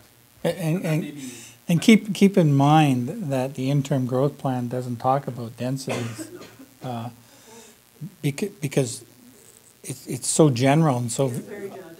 But the permanent one will, and that's where all the work is going to get done in the next couple of years, is finalizing and detailing that growth plan out. So I would guess that you have a pretty good opportunity to prove that it's not regionally significant. A quick blurb about how it's not regionally significant. And, but I think it would be a good exercise. That's exactly what I'm thinking. Yeah. Yeah. Thank you, Councillor Sobel. Ms. Sawatsky, a question to you on procedure. Are we looking then for a motion to endorse the draft? Okay. Yes, Your Worship. Any other questions for Mr. Simpson? Then. I emailed him my question. Oh, good. Awesome. Councillor Corbeil. I move the council adopt a policy position to endorse the final draft of the interim growth plan and the interim regional evaluation framework dated October 4th, 2018, and supports the adoption of both documents by the Calgary Metropolitan Region Board. Thank you, Councillor Corbeil. Mr. Thackeray, did you have something? No? Just after you. Sorry. Okay. You've all heard that motion. Is there any discussion? All in favor? And the motion is carried. Mr. Thackeray.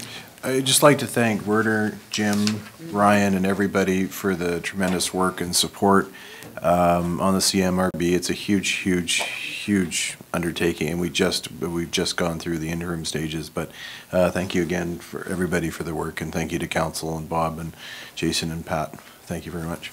I'd like to echo that too, because in the last year, if anything has confused me, it has been things in the CMRB, and so I feel blessed that we have Mr. Simpson there on the Land Use Committee and the Servicing Committee, because I'm sure I look like a deer in the headlights some of those meetings. That brings us to the next item, Community Investment Fund Recommendations, which is on page 33. And Lauren, are you coming forward with Mr. Bima or just yourself? Mr. Bima and your committee and Mark as well. Thank you. Welcome this evening.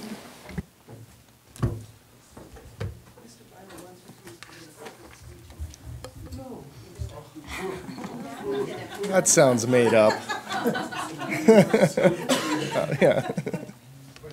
Welcome, and we look forward to your presentation. We do have a point of order that Councillor Sobel has thrown out there, and Jen's going to help us learn all about that soon.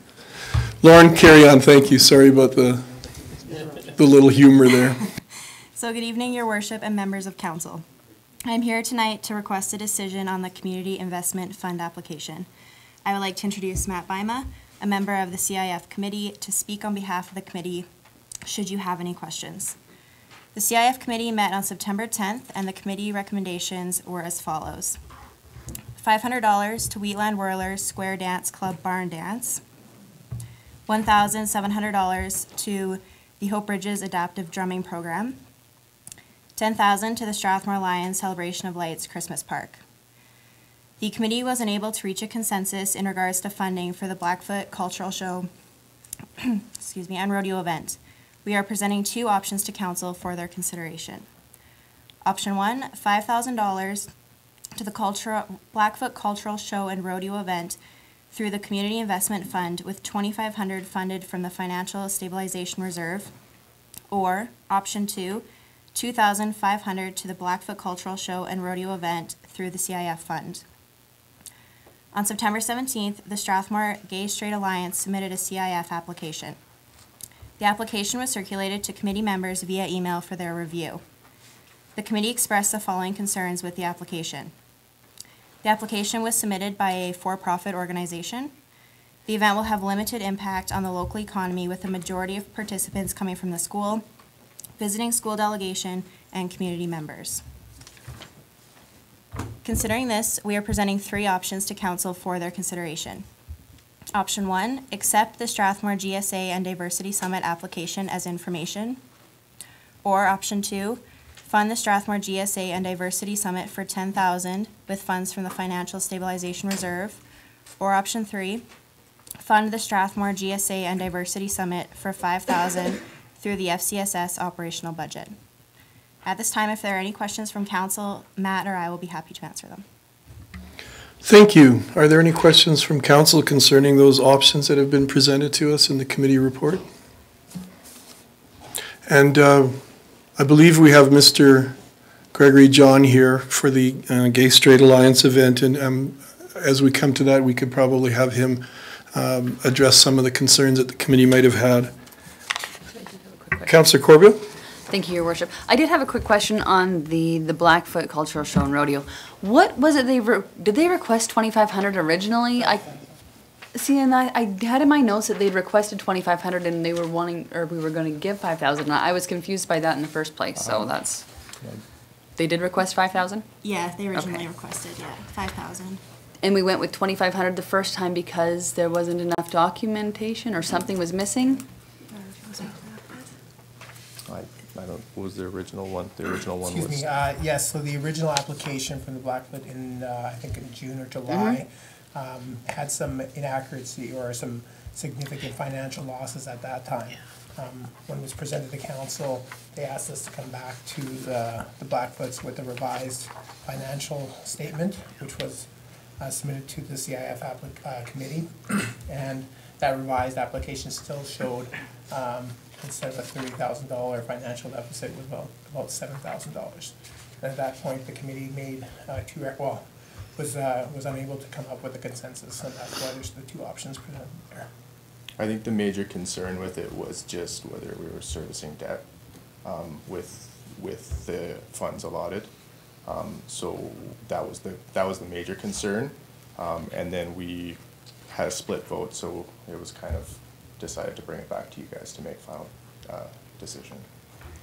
Thank you for that, Mark and Thank you. Matt. Councillor Peterson? Thank you very much. I just want to start out by really expressing my appreciation for the committee. You have hard work, lots of expectations, and always scarcity. I have a question just for clarification.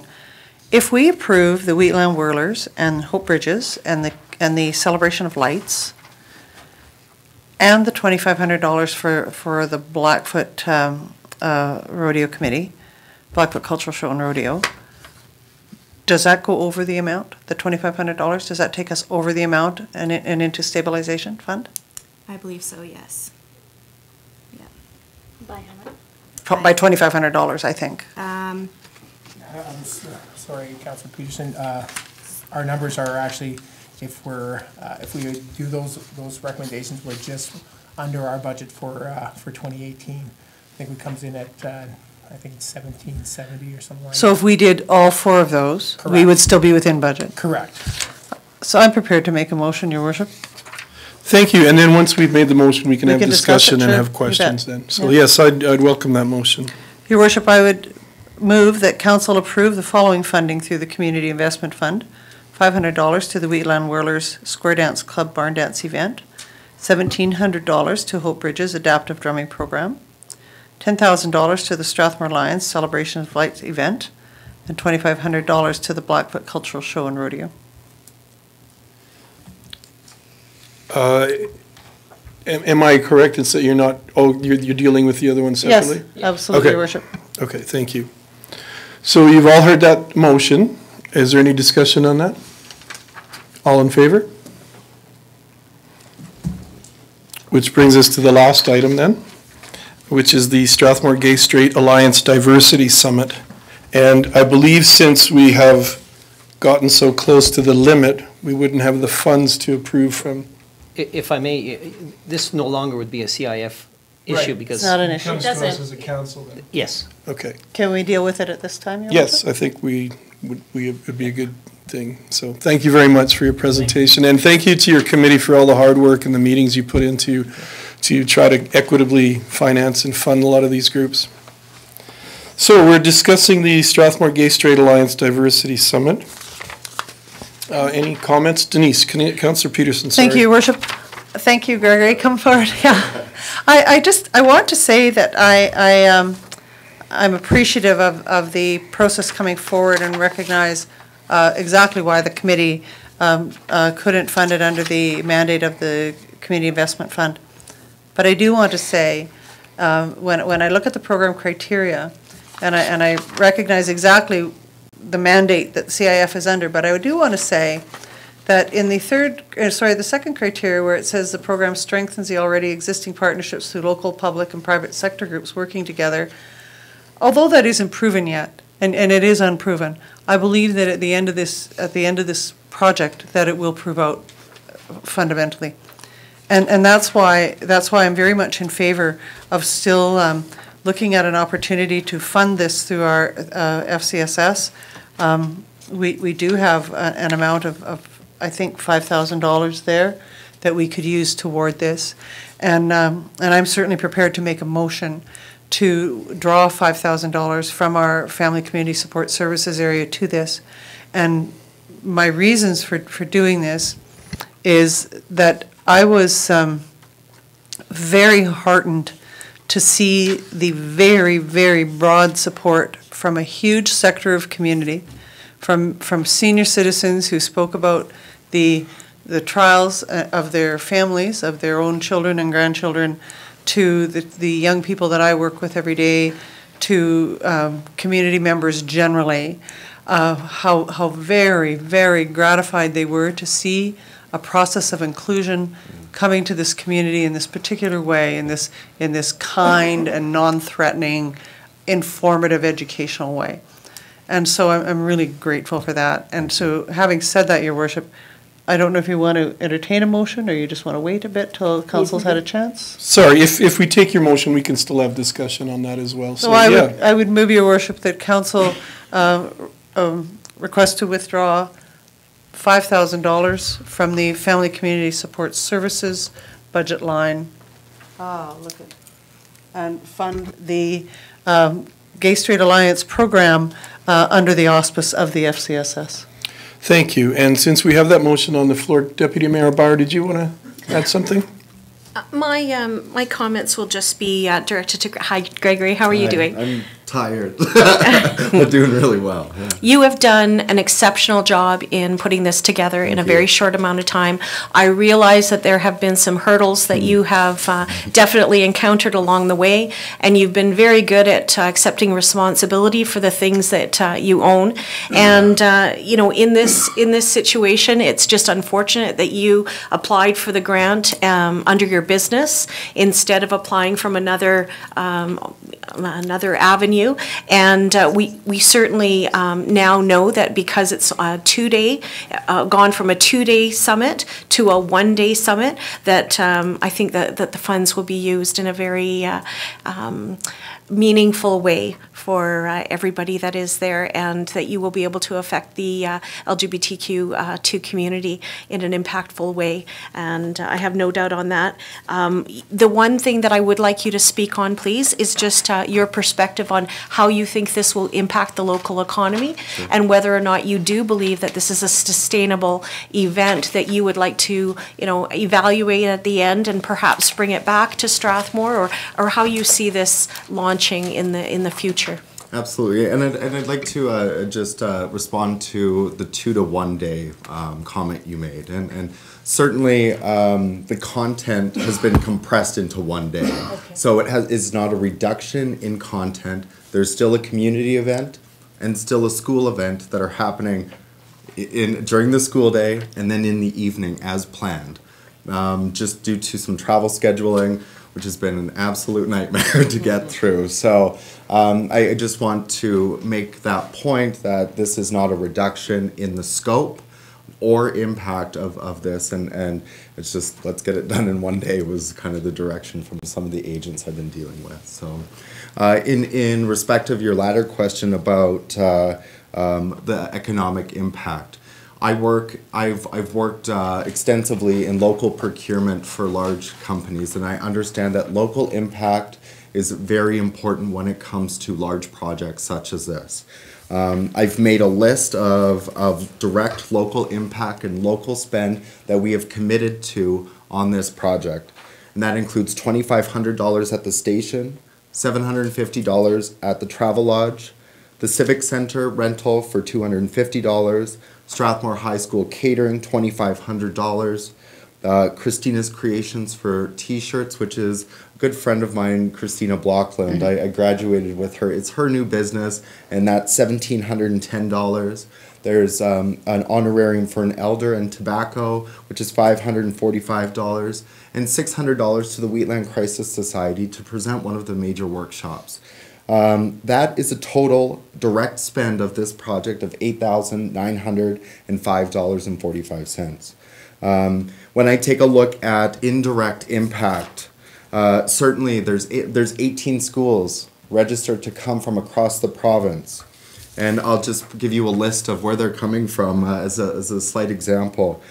Calgary, Spruce Grove, Morin, Edmonton, Delia, Grasslands, Strathcona Tweedsmuir, and Calgary Academy, or just a small example of the amount of students that are coming. There's approximately 125 students in that group, and there's still some that are pending in the final few days. And of course, given some of the GSA legislation, schools have had to be very deliberate on how they offer this to their students as not to breach any legislative policy. So we anticipate that there's going to be 150 students coming from outside of Strathmore, plus all of their teacher support, and certainly, when I take a look at what it takes to bring that amount of people from those distances, the indirect impact to fuel. Some have asked about hotels, and because we've been able to partner with the Strathmore Station and Travel Lodge as our presenting sponsor of this event, of course, we've been working with Peter, who's been an amazing support of this, to offer special hotel rates. The restaurants will obviously benefit in town after this. Kids are hungry and they gotta be fed.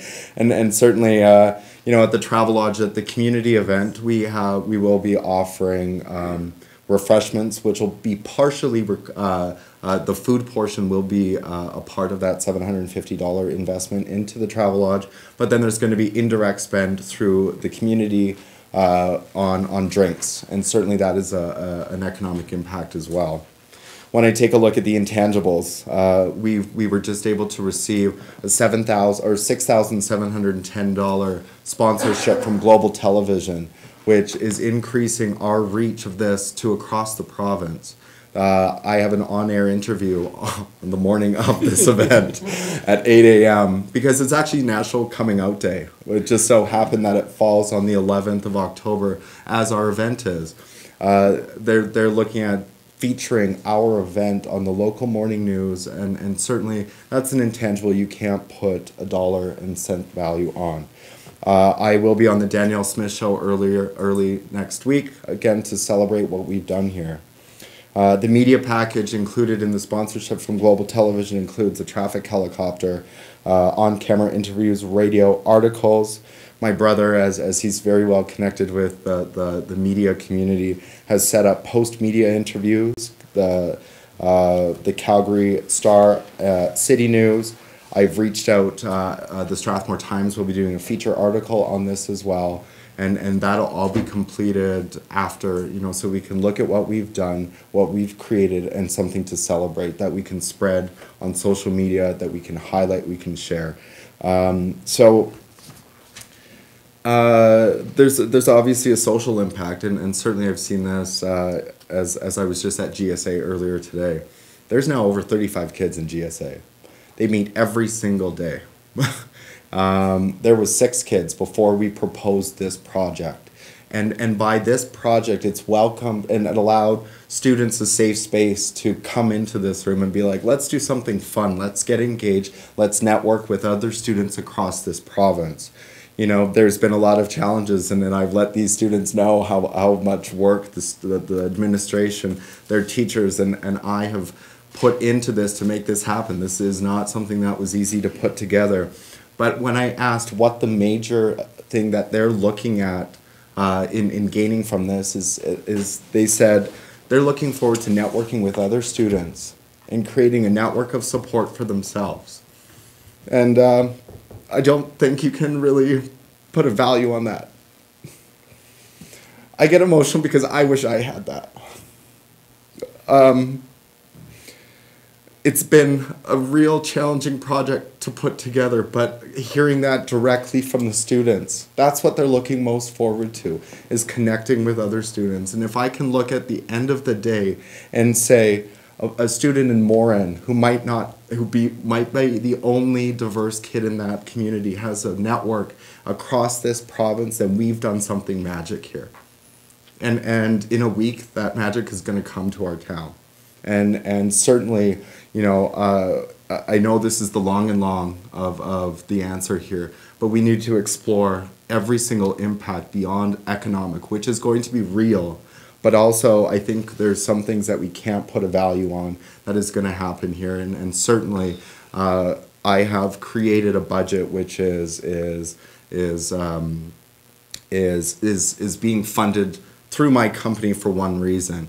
And I made a note in the application that it is my intent to make this a not-for-profit next year, and just given some of the constraints we have had in planning this was not at the top of my list this year. So I think that in creating a foundation around this, we create a space. And as I said 3 weeks ago, if we're going to do this as a community, we better build some pretty strong walls around it so that this is here for students next year and the year after. And I think a foundation is a wonderful way of doing this. And certainly, there was the ability to run it through the Strathmore High School Education Foundation. But, with a week until this event, I need access to funds. And certainly there's some bureaucracy around ensuring is accessing that through that foundation. It's coming quick, and we've certainly made some commitments that we need, I will fully report on, given the guidelines in the SIF application and any other reporting guidelines that you wish to impose on this event, so that we can receive the full amount and support from the town council. Thank you, Gregory. Deputy Mayor Bauer, did you have anything else to add? Thank you for that beautiful, long answer. And I can definitely agree with you that there's so much more that we're going to benefit by things that we won't be able to measure. And I can see the passion, I can hear and feel it from you, and I wish you all the best. Thank you. And we'd like to announce, too, that Deputy Mayor Bauer has graciously agreed to represent us at your banquet next week. Wonderful. So she will be the one in place there. We'll have to carry on with the next council meeting, but she'll be representing us. Councillor Corbeil and then Councillor Peterson. Thank you, Your Worship. Thank you again for coming. One of the things I did actually just want to comment on is because, like with the CIF, it was a for-profit. I'm not going to say that this benefit or whatever is for-profit, but I just want to let people know that like funds from this FCSS go directly to the costs. It won't go directly to the for-profit company that was applied or whatever. But I wish you all the best, and I hope it goes well. Thank you. Thank you, Councillor Corbeil. Councillor Peterson. Your Worship, in light of Councillor Bauer's comments and your own, Gregory, where you talk about it's very difficult to measure the economic terms, but not difficult to measure the outcomes, I would like to make a small amendment with the permission of Council to the motion, and I have input from our legislative services, and I'd just like to add something, Your Worship. I'd like to add to the motion to report back to Council on how the funds were spent and how the event went, with your whatever outcome measures you're able to bring, and having made that as a amendment. Thank you, Councillor Peterson. I think that's a great idea, and it would give us a chance to hear just how it went and your plans for the next time as far as making it sustainable. And I want to also say that in making this an inclusive community, I think that it's more than just about belonging. I really believe you're saving lives. Mm-hmm.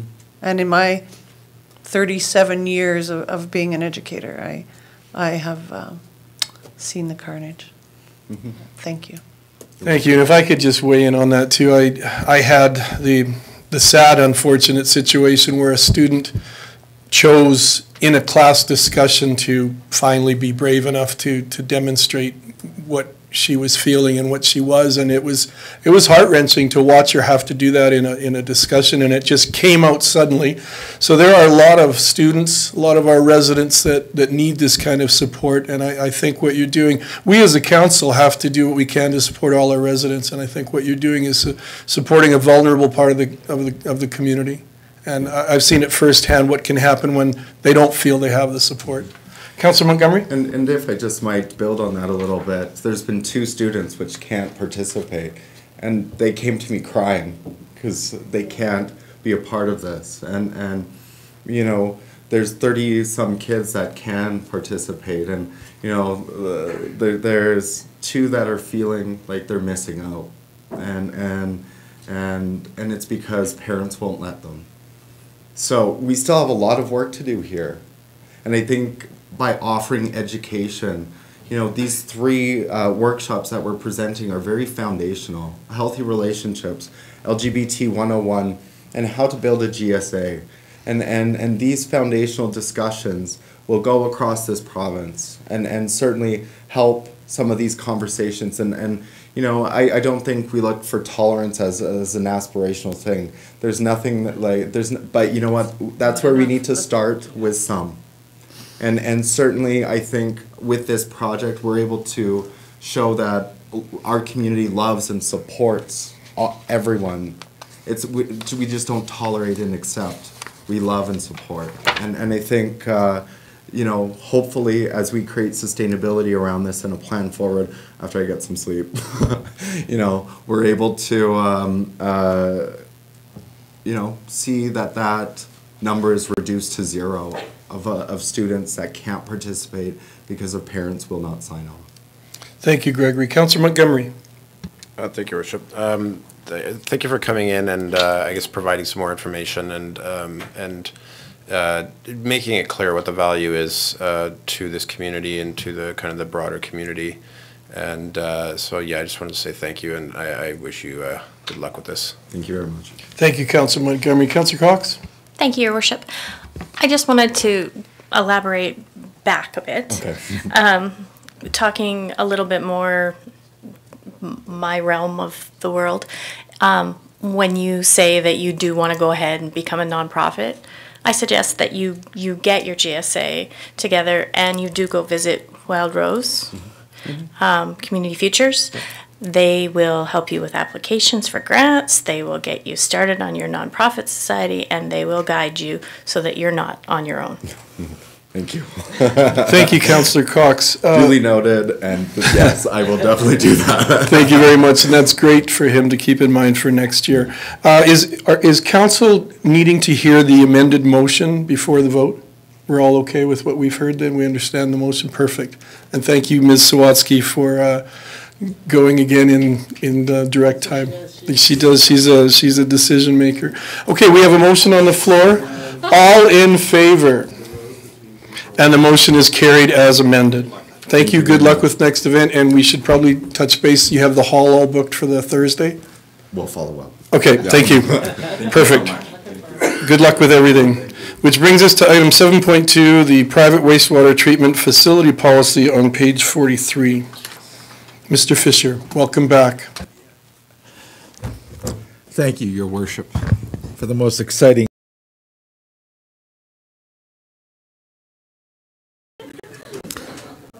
During the course of writing a new wastewater bylaw, my research, consultation with colleagues, past and present, and my experience provided a very strong indication that private wastewater treatment facilities are a significant potential issue. At first glance, the matter could be handled in a couple of statements in a bylaw that prohibits them. But this is believed not to be prudent given the complexity of the wastewater regulations and the fact that writing a rationale into a bylaw is difficult at best. It starts looking like a policy and then it... So, in order to guide the preparation of the new wastewater bylaw, which is, I would say, about 95% complete at this point, it is prudent to do basically three things. One is to prohibit these facilities within the town, provide a rationale for prohibiting them. This is largely implicit rather than explicit in the policy, and provide a means to amend the policy taking into account relevant or key considerations should somebody propose one. I realize that this is probably a rather low-profile issue, and is probably much less timely than other matters before council, but I believe it may very well be one of the most important documents I've ever presented to this council, because I can see what can happen when 10 years down the road these facilities fall apart and you have a lot of unhappy people. So,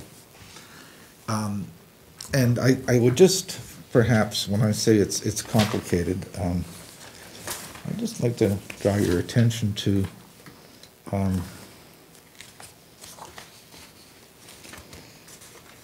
the appendices, which is page 59 of your, under B1, those are pursuant to the Environmental Protection Enhancement Act, and the next three are basically, well, all of these are either under the Safety Codes Act or the Environmental Protection Enhancement Act, and then there's a whole bunch of other stuff. So trying to sort that out and keep it all clear, I thought this issue is important enough to have a standalone policy. We did a similar thing with fats, oil, and grease earlier this year. So. Thank you very much, Mr. Fisher. Councillor Peterson, do you have a question? Yeah, so when I was reading this, I tried to look for a reason, why, anything that wasn't reasonable, but I couldn't find any. It was really neat to read. But it's like, where did this rule come from? Anyway, no, it was really, like you, I like reading these things.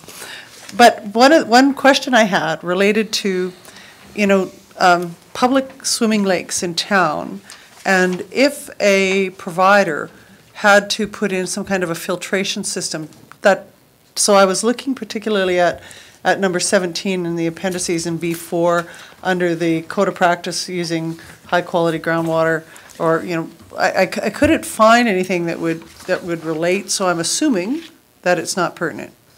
I don't think it is, but it's certainly something that we would look at, you know, as part and parcel of that issue. And the reason I say that is, you know, I think about Sukhumi Lake and several others, Chestermere, and the issues that they've sometimes had with needing to put in filtration systems, very basic ones, but still to put in filtration systems to enhance the water quality, and wondering if it would fall under this policy in any way. Don't know, Okay. but fair. like I say, something we should certainly look at. Thank you. Thank you, Councillor Peterson. Councillor Montgomery. Thank you, Your Worship. So I have a few questions. One is, so I guess it's like, I just thought of it in light of the CMRB policy, or the thing we just voted for. So in there, it talks about like that they want to move towards contiguous developments. And so are we even going to be running into situations where we have freestanding developments that would require something like this? I would hope not. But there is, I'm not going to formulate this policy on something that the Calgary Metropolitan would do. I'm saying this is for the town. So there's at least a couple of scenarios where I could see this being requested. We have a lot of land within our municipal boundaries. Some of it will not be developed for 20, 30 years or serviced for 20, 30 years. It can be a very attractive, a very compelling, and very convincing argument to tell you that, you know, we'll have a turbo 2000 sewage treatment plant that will exceed every environmental specification and far exceed your you know, the town's facility, and we will run it through a private corporation or a condominium association, and you never have to worry about it. And then there's no management plan, there's no maintenance, parts are no longer made, and now you're dealing with Alberta Environment, who is very unhappy. So I would expect that the regional growth plan will address that, but in the interim, I've got a deadline on a wastewater bylaw that I'm trying to achieve. Okay. And do you know of any other communities that have a similar policy? Policy, well, I'll give you an example. City of Calgary, if I followed the City of Calgary bylaw, I would have allowed it. That's only because he annexed one. The policies, generally speaking, they're not this explicit, but that's their intent. It's not, you know, it isn't even as fashionable as water utility bylaw. Our bylaw currently is 1995, and some of the bylaws are even older. The overwhelming recommendations is don't allow them, if you can possibly avoid it. And if you have one, try to figure out some way of getting ahead of it before it fails. Okay. Okay. Yeah, you've answered the questions. I just wanted to thank you for all your work on some of these complicated issues, and I know it's not easy, especially with the amount of work you have on your plate. So thank you. Well, thank you. I very much appreciate this one. I can't say that I particularly enjoyed this subject matter, but it is challenging. It'll keep you on your toes. So thank you, Councillor Sobel. Thank you. So two questions. One is, you're not aware of, I'm going to assume that you're not aware of any private facilities that are presently in existence in our municipality? No. Okay. No. I didn't think so, but I wanted to check. And second of all, I know this is only a policy, it's not a bylaw, but is there some reason why we went with the word should instead of must in 6.1? Page 6 of 14, or page 52 of the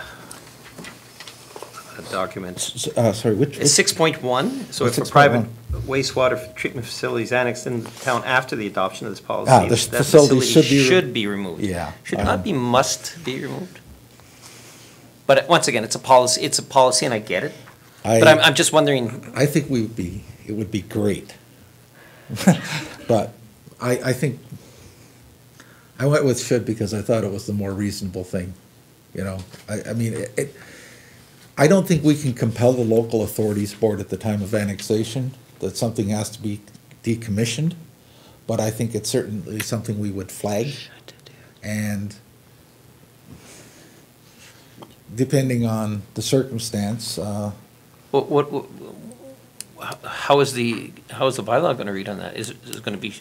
This is not going to, I don't think I'm going to put this in the bylaw. No, but the bylaw will reflect this statement, will it not? I hadn't planned on it. Oh, no? I hadn't planned on it. It really just deals with the here and now. Okay. That's why I can write this into a policy, because writing what ifs into a bylaw can be rather iffy, you know, because like, where do you stop, right? But I think this is a reasonable one, because it's not uncommon to find fringe development around urban municipalities, which is, I suspect, one of the foundational reasons for doing this growth plan. Yep. Okay, thank you. Thank you, Councillor Sobel. Councillor Peterson. I just have a quick math problem. So 25 cubic meters of water is like 6,600 gallons. So in terms of annexed land, and so we have septic systems, you reference that in here, there would never be a septic system that had that capacity, ever. However, I know of places, and they're not ones that are annexed, they're not within our annexed lands, but Alberta has a very unique take on how they treat ponds on feedlots, for instance. So we only have to have a settling pond. We only have to have one pond. Many other places need to have 3. They have to be elevated, so on. We only have 1. And so those are large. So what would that look like in terms of this policy? Okay, good question. And if you'd asked me this about 2 weeks ago, I could have given you a really, I just finished cramming. I can wait for an answer. Here's how I think it works. Anything under 7.5 cubic meters that serves one or more households is a plumbing code issue. Plumbing inspector issues the permit. It's a conventional field. Somewhere between 7.5 and 25 cubic meters, you need a PNG to sign off on it. Anything over 25 cubic meters requires Alberta Environment approval. And so, and it's been, I think, 20 years since I processed an application for a colony, which had extensive lagoons, but all that was engineered. And it's in a rural area, so I don't know that. But I hadn't thought. Yeah. I think it would be a fair question to ask, but I certainly don't. I wasn't thinking about it in town. So. Thank you, Councillor Peterson. Are there any other questions or comments? Then we're looking for a motion concerning. Deputy Mayor Bauer. I move that council accept this report for information and that the policy be brought forward to the October 17, 2018 council meeting. Thank you. You've all heard the motion. All in favor? Motion is carried. And I'd like to echo Councillor Montgomery's comments. Thank you very much for all the work you've done on this. It's a definitely difficult situation with everything else that you're doing in your department. So thank you. Thank you. Which brings us to item 7.3, the road and parking closure policy. Okay, so there's no template for this, so this is kind of, I take full responsibility. Yeah, this is, so I gather there was some concerns about some of the issues arising from the downtown. So what this policy basically tries to do is, depending on the the period of time in which a closure or traffic accommodation is affected, the amount of consultation or public notification, there's a proportional increase in the level of consultation. If you want a really quick overview of how this works, I would ask you to turn to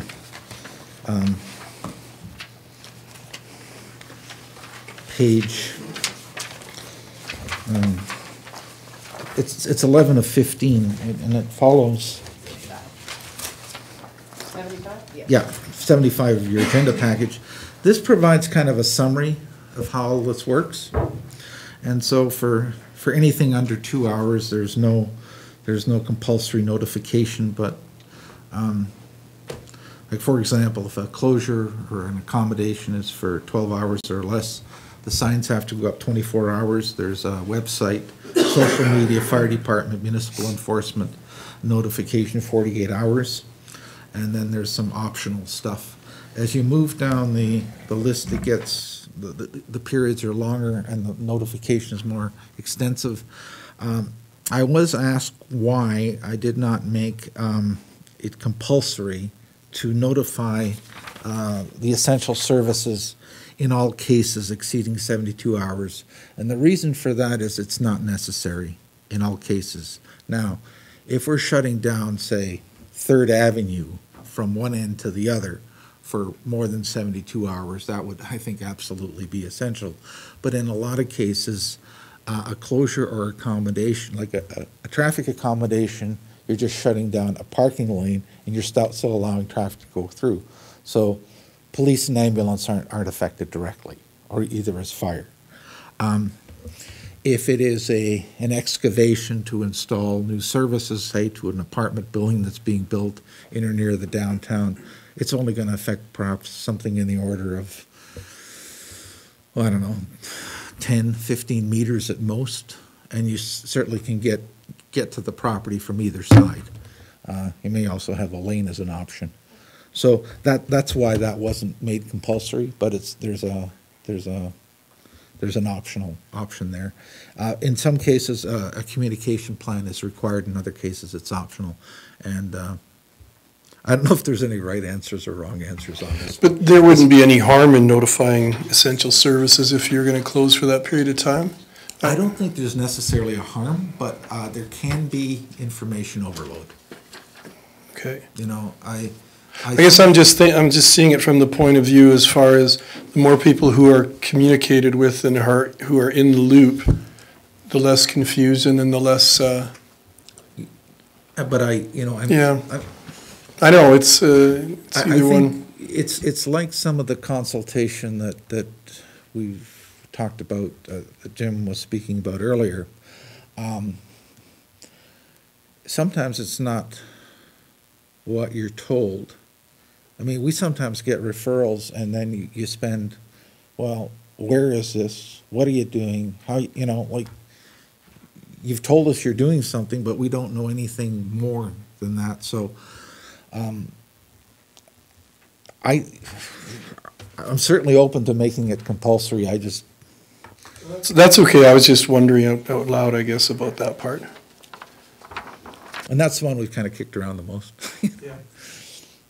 Are there any questions from council or comments? Deputy Mayor Bauer? Hi, Werner. The only comment that I have is I was wondering whether or not there would be any value in running this by the Downtown Vitalization Committee, whether or not consultation with them might be prudent, being that we have a business person and the downtown core is somewhat of it's in our purview. We'll certainly do that. What do you think, Ryan?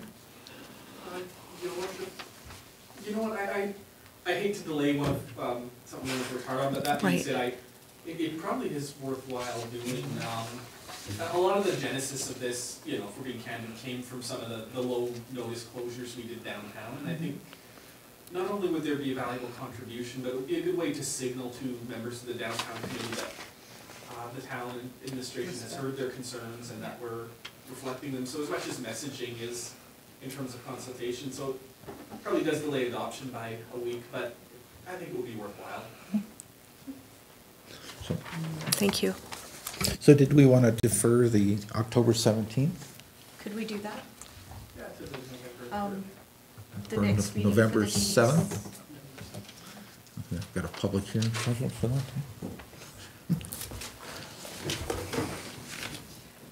So then there would be no motion coming forward today as far as having it come to the October 17th meeting? You're going to delay that? It could Change the come to motion date? November 7th Okay. meeting. Perfect. Councillor Sobel, did you have a comment on? Just a question. Thank you, Warner, for this. So if you can go to 11.2, I think I know what this means, but I just want to be 100% clear. This basically, and correct me if I'm wrong, will prevent any events from shutting down the roadways in the downtown area between Monday and Saturday, between 9 a.m. and 6 p.m. unless otherwise directed by the, required by the director. Yeah.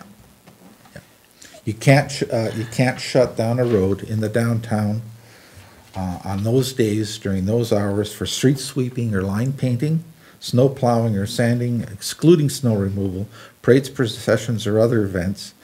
Now that's a somewhat separate issue, but recognizing that street sweeping, line painting, snow plowing, and the sanding of downtown roads can be carried out before 9 a.m. and after 6 p.m.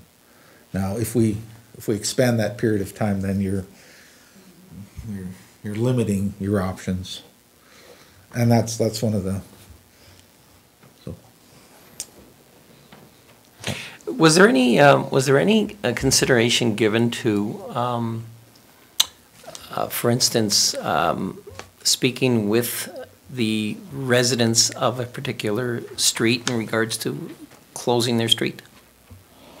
That would be part of the community. Like if it's for any extended period of time, there's written notification. There would also probably be a communication plan. I'm looking at sort of what would it, and it's kind of, you know, I mean, anything that happens for a period of 3 or 4 months is going to be a totally different animal than something that happens beyond 72 hours, but maybe not more than 3 or 4 days. So I've tried to. So let me give you a scenario. So somebody wants to have a trade show on 3rd Avenue between 3rd Street and 4th Street. Mm-hmm. And every resident, every business and resident on that area have no objections to the road being closed. But this policy says they wouldn't still not be able to do that. They would be able to do it at the discretion of the director, and certainly if there was. A special permit. Yeah, they would. So that would be, and one of the criteria would be agreement by the residents. I would certainly expect that. Yeah, if they say no, then, you know. Thank you. Thank you. Any other comments or questions? Then we're looking for a motion with the date change. Councillor Corbeil, you've been on fire tonight. I move the council accept this report for information and the policy be brought back to the November 7th, 2018 council meeting. Thank you for that. You've all heard the motion. All in favor? And the motion is carried. Thank you, Werner, for all your time and efforts on this. Which brings us to item 8, committee reports. 8.1, reports from committees on which councillors sit. Oh, excuse me, I'd like to make a motion. Oh, yes, we have a motion, sorry, coming from Councillor Montgomery. I'll move that we extend the meeting till 10:30. Thank you. And you've all heard that motion. All in favor? No. Not happily, but all opposed? Oh, okay. Okay, so we've got an extension should we need it. And that's item 8.1 now, reports from committees on which councillors sit. Do we have any tonight? Councillor Peterson. Your Worship, I just want to say that in your mailboxes, there is a report from Mayor Gold. There's not a lot to add from my last report. It's just in a written form. And within the next month, Mayor Gold will be in front of council regarding their new build, proposed new build. Thank you, Councillor Peterson. Any other? Oh, Councillor Cox. Welcome. Thank you, Your Worship. Through the chair, Jennifer, I submitted. It's here. It's in here. I just read it. Yeah, no, me too. I submitted 2 though. I submitted Wheatland Housing as well. On the same day. Oh, I know why. Oh. They have to be signed. No? I'm sorry, Your Worship, I must apologize. I missed that. If council would like, we could take a small recess and I can get it. It can just come to the next one. It's fine. We'll just have it come to the next meeting then. Thank you, Councillor Cox. Item 8.2, Council Committee Reports. Councillor Cox? No. Do No. we have to move these? For information, yeah. Oh, sorry. So, Would you like to make that motion? Sure. Thank you very much. I move that council accept the reports under agenda item 8.1 for information. Thank you, Councillor Cox. All in favor? Motion's carried. Any council committee reports? No. Then we go on to, there's nothing in 9 items directly related to council. Item 10, 10.1 bylaws, and we have one coming forward on cannabis. Your Worship, for reasons of conflict of interest, I need to excuse myself from this Okay, meeting. thank you, Councillor Peterson. Thank you. Do we need to accept the sustainability report and the traffic advisory? Oh, those are council-appointed committees, aren't they? The traffic's, yes. So, Ms. Sawatsky, we do need to approve the 2 council committee reports. Councillor Corbeil. Oh, no. Councillor Montgomery. I'll move that we accept the reports under agenda item 8.2 for information. Thank you, Councillor Montgomery. You've heard the motion. All in favor? Motion is carried. And that brings us to the bylaw 10.1 dealing with cannabis. And who is speaking to this? Mr. Fisher, welcome back. Your Worship, this is bylaws for first reading, so. Okay. I don't think. That's right, thank you. So we're looking for a motion. Councillor Sobel. Yes. Sorry, I thought you were headed for your light there too. I'm ready. I saw you reaching for the light. I'm Oh, ready. Councillor Cox, way to go. Thank you, Your Worship. I move that council give first reading to bylaw number 18-09 to amend the land use bylaw. Thank you. You've all heard that motion. All in favor? Motion is carried. Councillor And I would Sobel? move that council hold a public hearing in respect to bylaw number 18-09 on November 7th, 2018. Thank you for that. You've all heard that motion. All in favor? And that motion is carried. And Councillor Corbeil is going to get Councillor Peterson. 11, do we have any urgent business tonight? I don't think we had any emergent items. Item 12, Councillor Sobel, you have a question between councillor or council statement?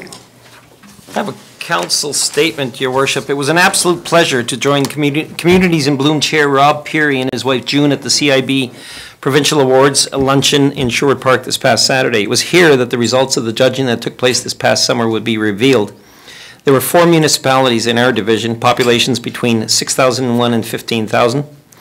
And although we didn't come in first, we were awarded 5 blooms. This is the first time our community has ever reached this level, which is the highest level achievable.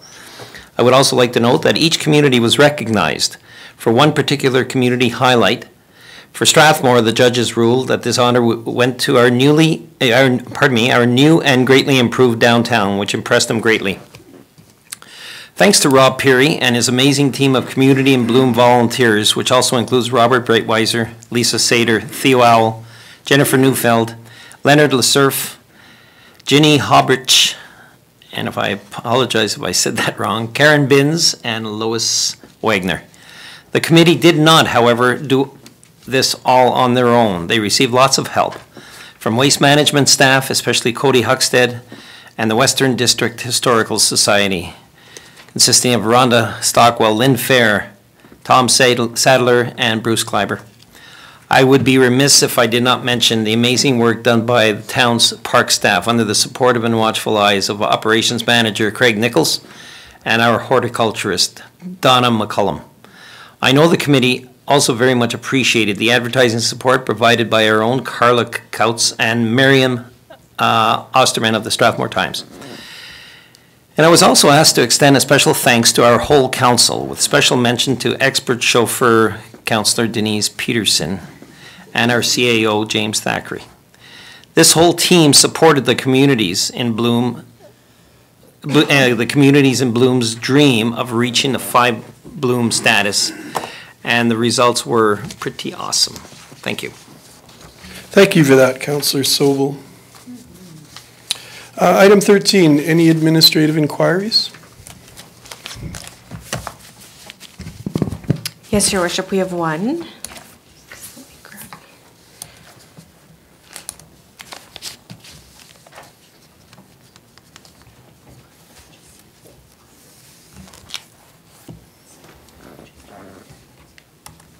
Sorry. It is from Councillor Montgomery. It says, can we look into the possibility of having porta potties installed along various walking routes around town? For example, Grace Park, along Thomas Drive, and downtown. Thank you. Thank you for that. And I believe there's nothing else to do except a motion to go in camera. Move to go in camera, Your Worship. Thank you, Councillor Peterson. You've all heard that motion. All in favor? And we're going in camera at 9:33. Thank you, everyone.